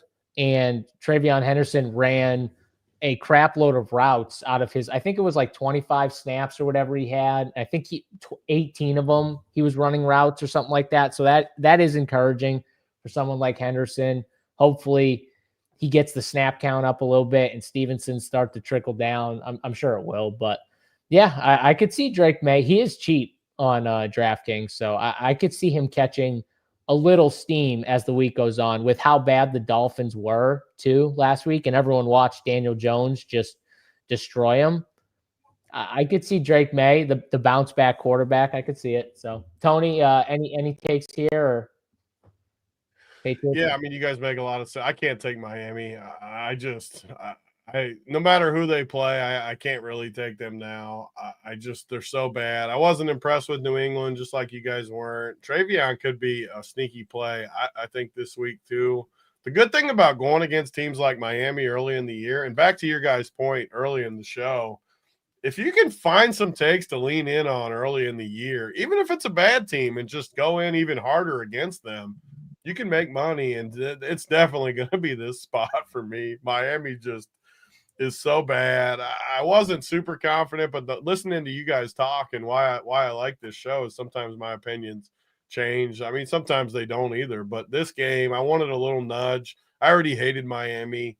Definitely give me New England. And honestly, looking at the spread, it looks like they're begging people to take Miami. Just a little number at home versus New England. I have to take New England. And I think the sneaky play, though, is Travion. I think he could really get loose in this matchup. Tony, question real quick. Going to try and throw you off a little bit, but do you know who are the 2 route leaders for these 2 teams last week? Do you know the 2 names? Booty. Booty was one. Yeah, Booty was the Washington, obviously. Oh, ODB, that was the stumper right there. No, but the only reason I would have said that is because you love him. I knew it was going to be him. So Man. I actually would have got both of those and impressed you. Yeah, that would have been impressive. The only reason I knew Booty, though, I didn't know it from watching the game, to be fair. I was doing my flowchart numbers to get him ready, and I saw he had over 100 yards. I was like, how did he have over 100 yards? Yeah, he actually led the Patriots in routes run. He led the Patriots in snaps and routes run. for all pass catchers. So yeah, damn, I'll give you credit. I didn't think you were going to get it. Let's got keep both moving. of those. You would have been very impressed. Yeah, Malik Washington also. I mean, it does help when Waddle is going out and Tyreek Hill is doing Tyreek Hill things, but still, I think that trend, at least Malik Washington's trend, I think it only continues to be like that. But Panthers, Cardinals, 6.5 point spread here. Two teams that I thought both looked very unimpressive in their first games. But I do think Arizona is the better team. They are at home too. 6.5 point spread, 43.5 total here. And if I got to make a pick here, I think the Cardinals do win. I do want to ask ODB from a survivor perspective. ODB, a lot of people, I think, took Arizona last week against the Saints. And obviously, that hit, they won there. But for a team that didn't, right? Do you think the Cardinals are another week where you could go to the Cardinals, or do you think they're like a trap? I mean, Cardinals are very viable. They're going to be fairly popular, I think. I'm really trying to hone in my survivor takes. The problem is I like so many dogs this week. I don't really have a ton of clarity at this point. So I don't want to put anything out there to our audience that I'm not sure. But this is a good spot for the Cardinals. Obviously, they're a 6.5 point favorite. And they only have one more clear spot, but it's week 5 against Tennessee at home. So I definitely want to save some Cardinals for that. I think Tennessee is worse than the Panthers personally. So it's close. I mean, I guess I'll just give my take on the game right now. I think this is a big overreaction to the Panthers that played in a funky game. They had some receivers that were open. There were some penalties. There was some drops. Bryce didn't look that great. The game just kind of got out of hand. It kind of got wonky with the delay. I don't think I thought the Panthers were a sneaky team just this season. So I don't want to just completely throw away my priors. Obviously, them losing Thielen and Coker, that hurts because now we're just lower on the depth chart. Leggett had a problem holding on to the ball. But I mean, I think this is a close game. I really like the points here. I think Panthers are a live dog. I don't really see that big of a difference between these two teams. And also the Cardinals and the Jags seem to me to be pretty close teams. If I was doing my power rankings, I'd have them pretty close to each other. And the Jags were laying 3.5 at home versus the Panthers. And this week, the Cardinals are now laying 6.5. I didn't see enough from the Cardinals to say that they're worthy of, 3 more points than the Jags. I guess people will say that, I saw enough in the Panthers to know that I don't want any part of the Panthers. But again, it feels like it's an overreaction spot. So I'm going to take the points here with the Panthers. I'm scared for Survivor. But as you can tell, if you've just listened to the whole show, I'm kind of scared for all these favorites. So all these mediocre favorites. I think all these 5 to 7 point teams are extremely live this week. So you're just going to have to go with some conviction that you have and just kind of see. I think this is a very dog heavy week, and I think we're going to lose a lot of people in Survivor. I could see this Survivor field really getting cut down. Somebody's losing, whether it's the Cowboys, the Rams, the Cardinals, the Lions. Like all these teams are the teams that you're going to get off of if you want to save Baltimore. And some of them are losing this week. That's for sure. So I like the Panthers. That's my long and short of this game. This game could have some sneaky fantasy production too. There's the spread on it's kind of low, but I don't know why. I mean, Carolina, they're very condensed in who touches the ball. I mean, it's all Chuba, Tet, and Leggett. And the Cardinals are pretty condensed too. It's mostly Connor with a little Benson mixed in, and then we've got the receivers and Harrison and McBride, and Murray's pretty good play too. So I could see this game being kind of falling behind some of the other games on the slate. So from a tournament standpoint, this seems like a fairly fun game to stack for me. All right, there we go.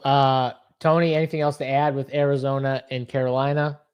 I agree with a lot of the stuff. And I actually think these are the best games to stay away from in Survivor. I just, everyone's going to want to go to the higher numbers because of what ODB said, where no one really knows where to go. They don't want to burn Baltimore. I mean, a lot will burn Baltimore just because it's a big spread, but do you really want to burn them in a spot like this against Cleveland? And then they're just going to turn and they're going to see Arizona versus that bad Carolina team.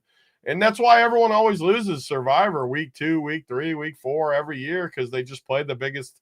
They go and they look who's the biggest favorites, and then they plug them in there and they don't think it through. So I agree with everything you guys were just saying once again. I like Carolina in this spot, though. I think I'm lower on Arizona than the field. I'm higher on Carolina. I'm not letting week 1 influence me that much. I think Carolina could win, and that's another reason I don't like Arizona in Survivor, I guess. But give me Carolina, and I agree with ODB too. We're not going to go into the fantasy, but I think these prices are too low for offenses that, let's face it, there's not a ton of weapons. So there's a lot to be said for these weapons and these offenses. And everyone always wants high totals, but if you give me the offenses that only have a few options in a lower total every day of the week. Yeah, for sure. Give me the condensed offenses, right, Tony? Like condensed offenses where you know the ball's going to these couple guys. That's the best spots to and attack. Redmond's always sharp, ODB. The Steelers, you sold them. Let's Survivor Steelers, let it ride.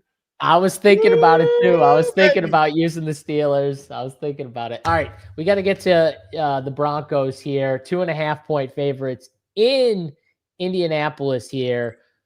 Denver looked bad. The Colts looked really good.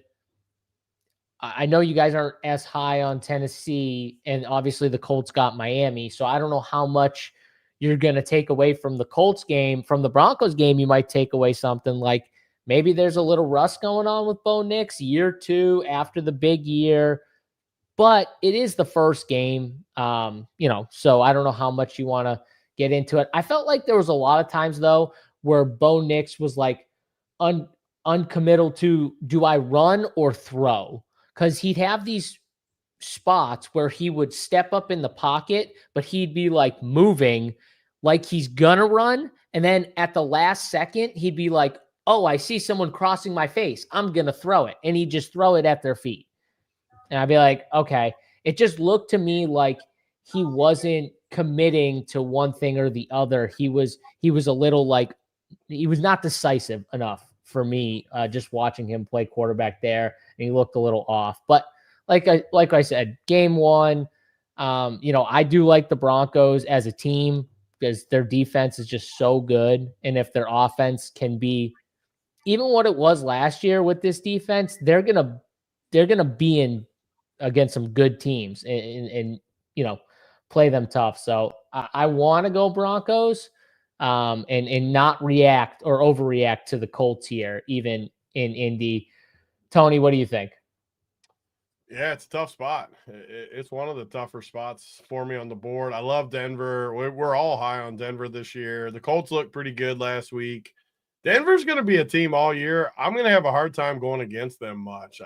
Some teams I just love that their defense is so solid. Their offense is going to get better as the year goes. The Colts, you get a quick surface too, which I think actually helps Denver as well. That quick surface, all the speed off the ball on defense, their offensive weapons like Bo's going to be better on the turf. I think I got to go Denver. I usually go Colts in this spot, but they looked a little weak, but the defense did look good. You still got Danny Dimes. You got to remember Denver's defense this week, people. Like, we're not talking fantasy again, but don't forget about this Denver D against Danny Dimes. He looked good week 1, but just don't forget about it. I'm just saying, when Denver's defense puts up 20, don't forget about this moment in time right now. Don't forget about it. But I am on Denver here. Although I think it's a tough spot. It's not going to be one of my 3 picks. It's honestly probably a pretty good teaser game too, like we always talk about. Tease through the 3, through the 7, get Indy plus 8.5. I feel pretty good about that. Yeah. ODB, Sophomore what do you year think? does always get quarterbacks, though. I just take note of it. And JSU got on to kind of shift the tide a little bit. I know. I got on him. I got on the team with Bo Nix and the team. So maybe it's time to jump off. But ODB, no way you're jumping off the Auburn product here. Come on, man. I mean, I'm not kidding off Denver. Denver's D is elite. This is the best D in football. And this is Danny Dimes throwing to Joshua Downs, Michael Pittman. I love Warren. But I mean, come on, this ain't the Miami Dolphins defense. I like this Colts team. I mean, I'll be honest. I think they have a legit shot to win that division, but they're not beating the Denver Broncos. I think that Bo Nix might have spent a little bit too much time reading the clippings before that game. Went in just a little too confident. He looked really good, I thought, in the first quarter. And then it all kind of flipped on that interception. I don't know how closely you guys were watching that game, but Sutton tried to extend the route, and instead of just going up for the ball, and the guy came and he picked it. And I thought that kind of just rattled Bo. And then he just kind of tried to do too much. I don't know if he was just kind of like, we got this game, I'm going to try to put some highlights on the board, or I don't know what happened, but he just didn't look like the Bo Nix that I saw for the last half of the season last year. I think we're going to get more of that, the normal Bo Nix. I think he stays and he plays in rhythm. Harvey looked good. Dobbins looked decent. Franklin's out there running around. I think Denver's going to be fine. I'm not going to overreact to this week. I think it's just kind of one of those, we got a young team versus a team that, we have a young team that is the most popular pick in Survivor. They're 9-point favorites. They're at home opener, spent the whole season listening to, Bill Simmons say they're going to the Super Bowl, like just listening to everybody just blow them all year long. And they just didn't come out with like the focus that they needed to, like these veteran teams do. I think we see a better Denver team this week. I think we see a better Denver output this week. And I like the Broncos. Yeah, play RJ Harvey more. That'll help. Play him more. Don't play Tyler Beatty or whatever the fuck his name is. Don't play him. Just play RJ Harvey. Simple. Just play JK and RJ Harvey. It'll look better. All right, let's go to the big game of the week. Eagles and Chiefs rematch of the Super Bowl. Big news here. Jalen Carter will not be suspended another game. NFL said that. He obviously got fined because the game didn't start or whatever, and he didn't get to play pretty much. Like that was his 1-game suspension or whatever. So he's going to be in for this game. Chiefs are home against the Eagles. Eagles are 1.5-point favorites here in Kansas City. It's a 46.5-point total. ODB, I got to start with you because you were on the Eagles for the Super Bowl. Obviously came out, looked decent, but not like, 100% in the opener, but you can name a few reasons maybe why they kind of did that. So, against the Chiefs in Kansas City, what do you think happens here? I mean, it doesn't get any easier than this. I mean, what a layup spot for the Eagles coming off a long rest to get to go in and play this weak-ass Kansas City Chiefs team. Wide receiver 1, Hollywood Brown. Wide receiver 2, Tyrone Thornton. Wide receiver 3, Juju Smith-Schuster. The corpse of Travis Kelce. No running backs. Kareem Hunt getting half the carries for the Chiefs. I mean, come on. This is just roll show part 2. I mean, the Super Bowl, that game was closer than it actually was. I mean, 18 points was a miracle the Chiefs got that close. Just complete domination by the Eagles. I mean, the Chiefs coming back from Brazil, lose their number 1 receiver. Eagles came out of that game pretty healthy. I mean, they lost Shipley, and Carter should be more. He didn't even have to play. So I mean, this is an absolute roll show. This is free money. Load up the Brinks truck, put it in the back. If you got the number one pick in our draft here for the top 3 selections, if you want the Eagles and you get ahead of me, you better fucking take it, because I'm taking the Eagles. So yeah, I mean, this is as easy as it gets, boys. I mean, this is free money. How in the world is Juwan Taylor still starting for an NFL team in 2025? I have to know this. Does he have crazy like photos of Andy Reid? He's got to have some type of blackmail. This dude is terrible. Like, he is absolutely terrible. And he got paid on top of it. I didn't even realize how much money he was making or got already, but he is horrible. And I agree with ODB. You can't be facing the defending champions, and you got Juju Smith-Schuster and would you say Tyquan Thornton, whatever his name is, Tyquan Thornton.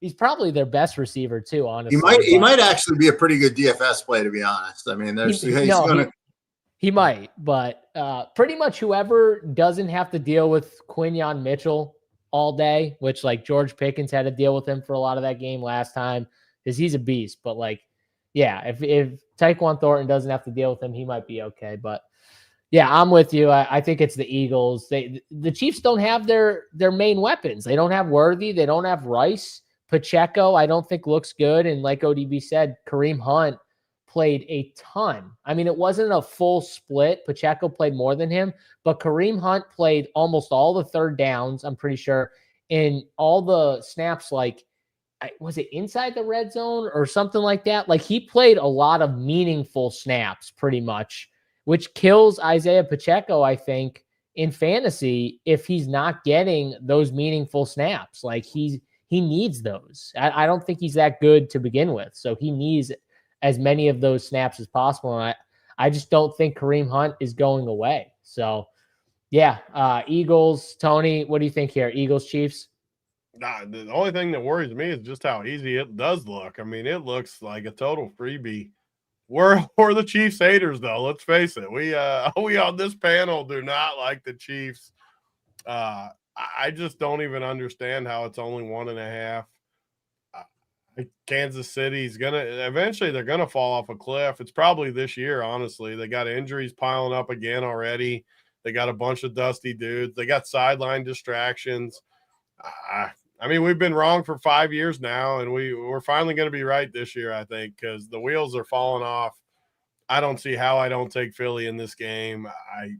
I don't even need to talk more about it. I think it's Philly, and then what you guys said. Isn't it crazy that last year Pat Mahomes took out Rashid Rice's knee, and this year Travis Kelce takes out Xavier Worthy's knee? The same Xavier Worthy who his now soon-to-be wife was so happy about, and she talked about on the podcast how she was so happy they drafted him and actually told Travis that they drafted him. The curse of I just think it's crazy. Huh? The Tay-Tay curse. Yeah, the Tay-Tay curse. It might be real. About him? How long is he out? Well, I don't know. It depends on if he has surgery, right? Like, I think Andy Reid was saying day to day or whatever, but there's no way. That dude is small. That dude is thin. He's brittle. I don't know how he plays on that thing.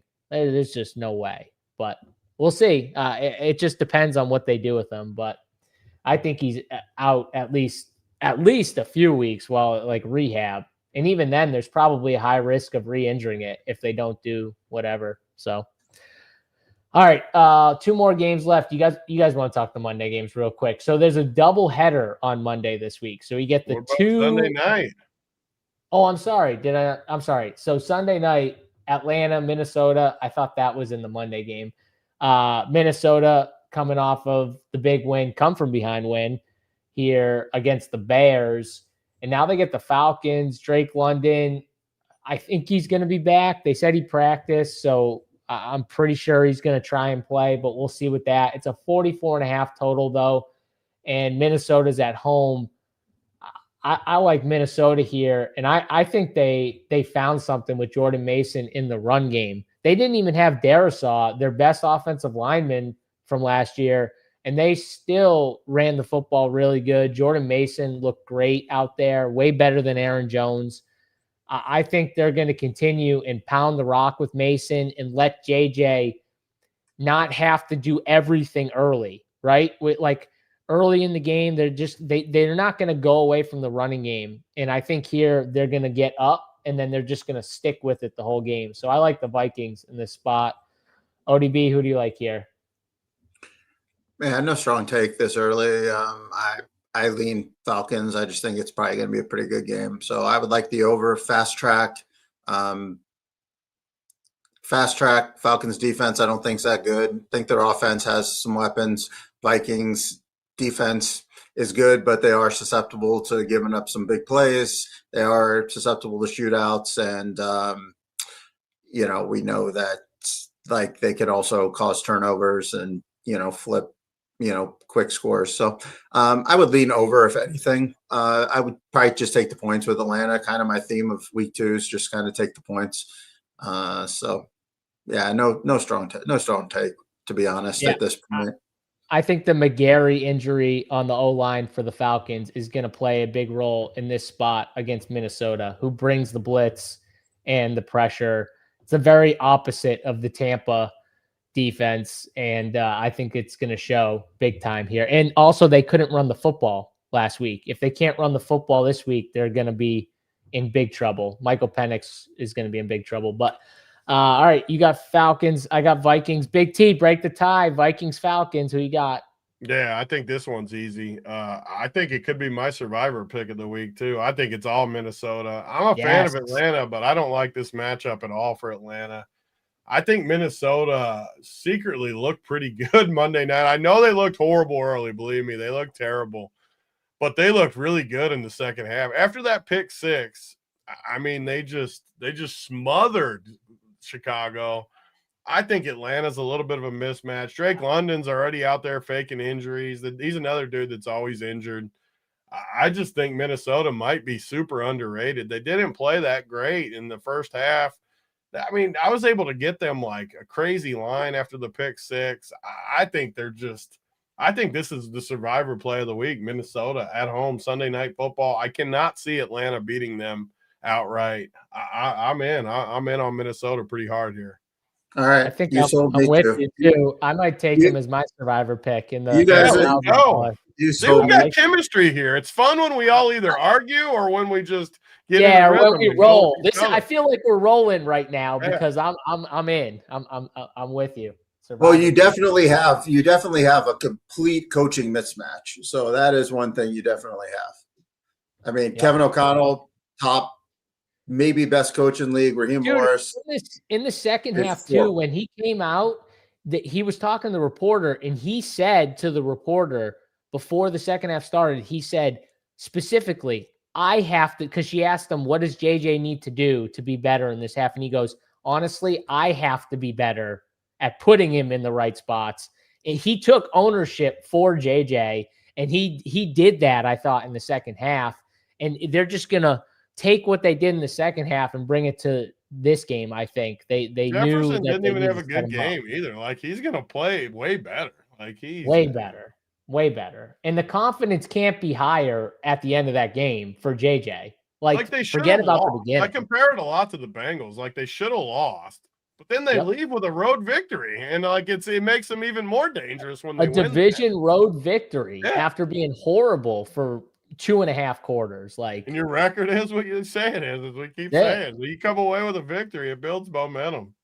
And like I said, early in the game, they didn't have a running game, and then they found something with Mason. I think they're going to keep that with Mason. And Mason outtouched in rushing carries 15-8 Aaron Jones. And I think that's going to hold and stay true here. So, all right, 2 more games left. Monday night, we've got the doubleheader here. Tampa and Houston. This game starts at 7 p.m. because the late game starts at 10. So they're changing it up on us a little bit. But Tampa, double Houston. On Monday night. Love it. Doubleheader. Yep, get the doubleheader here. ODB, Houston at home. What do you think here with Houston coming off of a tough matchup for week 1? Yeah, this is a nice get-right spot for the Texans. You get a Tampa Bay defense that is not like the Rams. Time to get Nico off here. at home. I think this is a really good spot for the Texans. I think this is a good bounce back spot. Bucks weren't not that impressive to me. They didn't even play very well versus Atlanta team that, I don't think any of us really respect the defense. The offense, like the Atlanta offense kind of worked the Bucks. The Texans team, we knew that they were in for it when they had to go to LA and face that defense again with that offensive line. But I think this is a nice spot for the Texans to bounce back here. I haven't liked too many favorites this week, but I'm willing to lay the 2.5 here as long as it stays under field goal. I feel pretty good about this one. Yeah, I mean, I thought both teams didn't look that great, to be honest with you. The Texans' O-line is terrible. I like that they're really bad. But Tampa, they didn't play that good either, and that was against Atlanta in a spot where honestly they should have looked good. They don't have Wirfs though, which I think that's a big loss for them right now. He should be back at some point, but he's not back this week. So I still think that's going to keep their running game from having like supreme success here. But I'm with you. I think I'd go the Texans if I got to pick this game. I'm not as confident though as you, Big T. What do you like here? Texans, Bucks. Yeah, we can't agree on everything because, man, I literally hate Houston. I think they're horrible. I don't like CJ Stroud. Yeah. I hated them last year. I hate them just as much this year. They showed me nothing week one to change my mind. I love both these. I can't wait till Monday night because I love both of these games.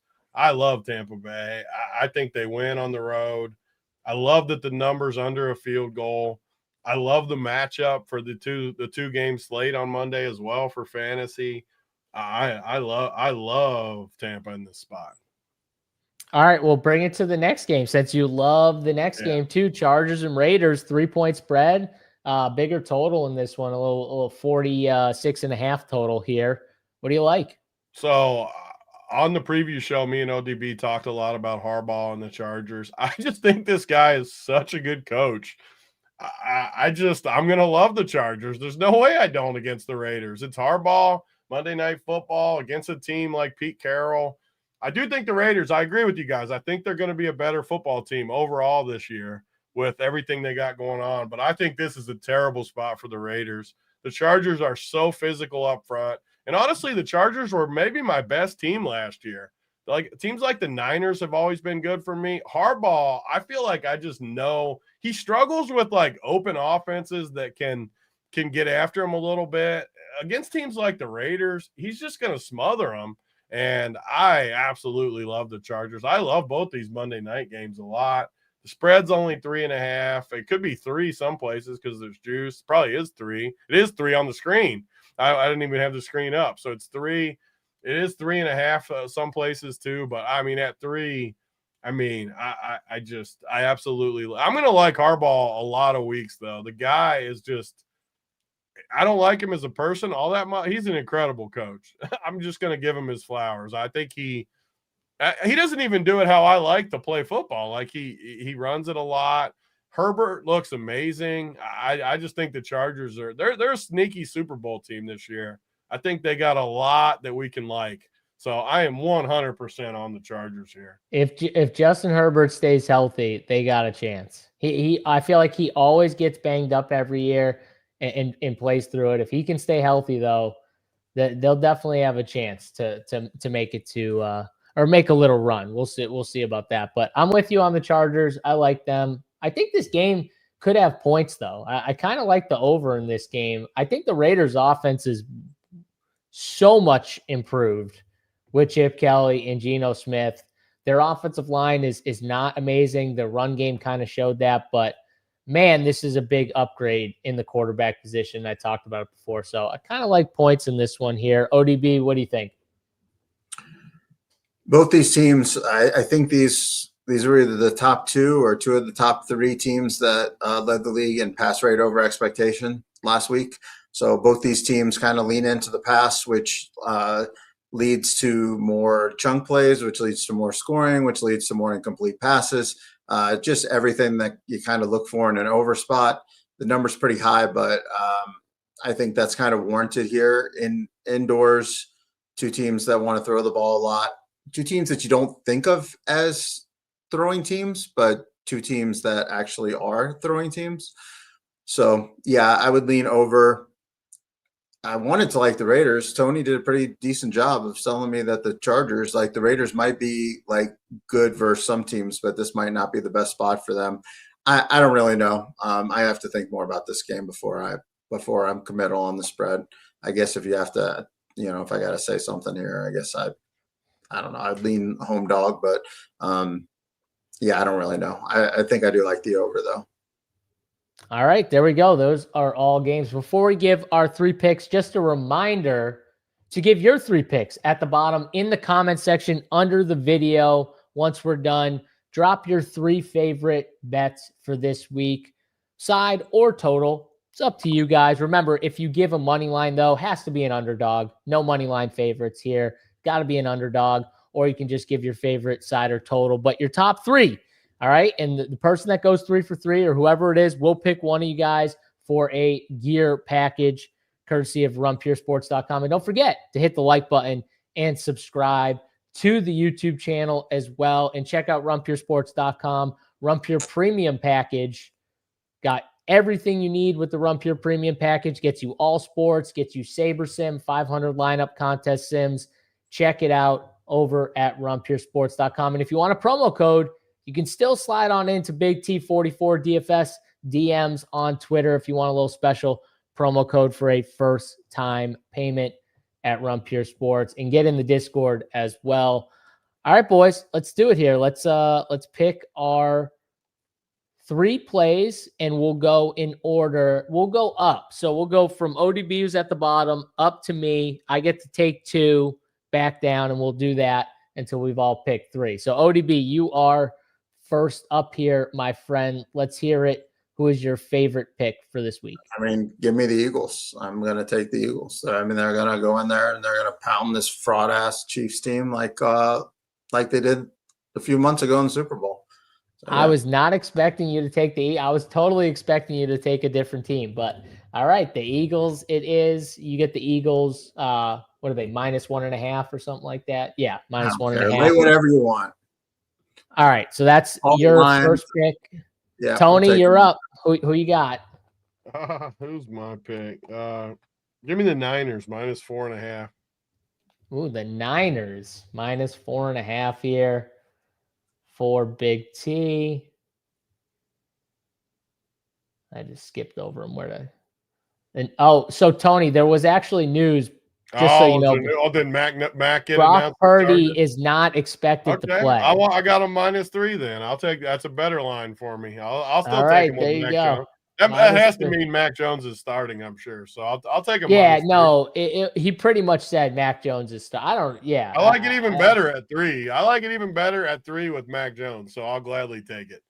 Agree. Yeah, I'm going to stay in that game, and I'm going to do the under. It was 42.5. Now it's 40.5. I mean, you're going to lose a few points when they get old Mac Daddy in there. Yeah, I mean, it's unfortunate if you didn't get it. When you're getting a way better spot. So the 2 points, you lose 2 points, but you get a way better opportunity. Yeah, no, it's fine. Whatever. What are you going to do? Under for me. And I get to go back to back. So my next pick, I will do. I'm taking Minnesota. Give me Minnesota. Let's go. All right, Tony, you're back up. Give me my Chargers -3. Like that, -3 for the Chargers. ODB. I mean, I'm taking the Steelers. I left them on the board. I was going to take them. I couldn't do that to you. You sold me. I promised you I wouldn't take them, so I wasn't. I know you guys wouldn't do that. I mean, I convinced you. I could have just left that one in the bag, but. Yeah, I'll take the Steelers. And the theme of the show for me has been dogs, so I got to take a dog here since I just took 2 favorites up top. Now it comes down to the brass, I thought you had to take a total. I thought we were doing 2 sides and a total. You want to do total? All right, fine. I don't care. I don't care. You can do whatever you want. It's your pick. Don't let me influence you. It's your pick. I'll take a total. Fuck it. I mean, like just give me that chalk over in that Bengals game. You want that over? Okay. Last week I had Jacksonville over. It let me down, but I'll go with them this week. I like that. I like that over. Give me, T, if I got to do a total, give me the under in the Titans game. The under in the Titans game. My final one. I want to take the Patriots, but no, I'm taking the Bears plus 5.5. Give me What's that Bears. What's that 9-teamer pay? Just so you got to put at least like $10 on our 9-teamer. Let's see. So we've got right here 9 teams. Look at that, baby. $100 plays 32,000. Put that in there. Live a little. I'm gonna put it in there. Put it in there. I love that. Get a boost too. There's got to be a boost for a 9-teamer. Oh, I definitely can find a boost. 100%. I got this written down though. So okay, so all the plays though, if you guys didn't see it, so we've got. Let me just get rid of this for a second. Steelers -3. We got Philly -1.5. We got the Vikings -3.5. We got the Chargers -3. Bears plus 5.5. Titans Rams under 41.5. Big T like the 49ers -3. I like the under 40.5. And then ODB 48.5 over on the Jacksonville Cincinnati game. Those are all 9 picks, 3 from each of us. If you guys want to tell us your 3 favorite picks, though, just drop them in the comment section under the video. Tell us your 3 favorite picks. If you do go 3 for 3, you will have a chance at a Rump Your Sports gear package. So do that in the comment section and hit the like button on the video here. Hope you guys enjoyed it. ODB, final words? I was just going to say, if we hit the 9-teamer and you're the one who wins the gear, you get a little ticket. You'll get a little DK ticket as well in there. So like that. Also, one last thing. Like I've said every time I come on here, we put this on the free show. So give Run Pure some love, but also give me a little love. I appreciate it. I have a podcast. I'll be recording it soon, kind of going over a lot of the same stuff, but the different person. So it'd be, we'll have some different takes and some different conversation. Gamble Up podcast. Please find it on YouTube, Spotify, Apple, subscribe, listen to it. So yeah, just want to say that. So there we go. Subscribe to ODB's podcast. All the subscribes in the comments, they all help. So give him a little subscribe over there. Check out his podcast, Gamble Up. I know I'll be checking it out myself. Boys, great doing the show with you for week 2. Hopefully we get to the winner's circle. Hopefully you guys get to the winner's circle here. Join us, obviously, each and every week for this show. Me and Big T will be back tomorrow for Showdown Slate. And then, of course, the Wood Show on Sunday at 10 a.m. Eastern Time, each and every Sunday for your morning DFS takes. Check us out on this channel for the Morning Wood. But that's going to do it for us, for Big T, for ODB. I am JSU. Good luck in your DraftKings bets and DFS. Until next week. See you guys then. We're out of here. Peace.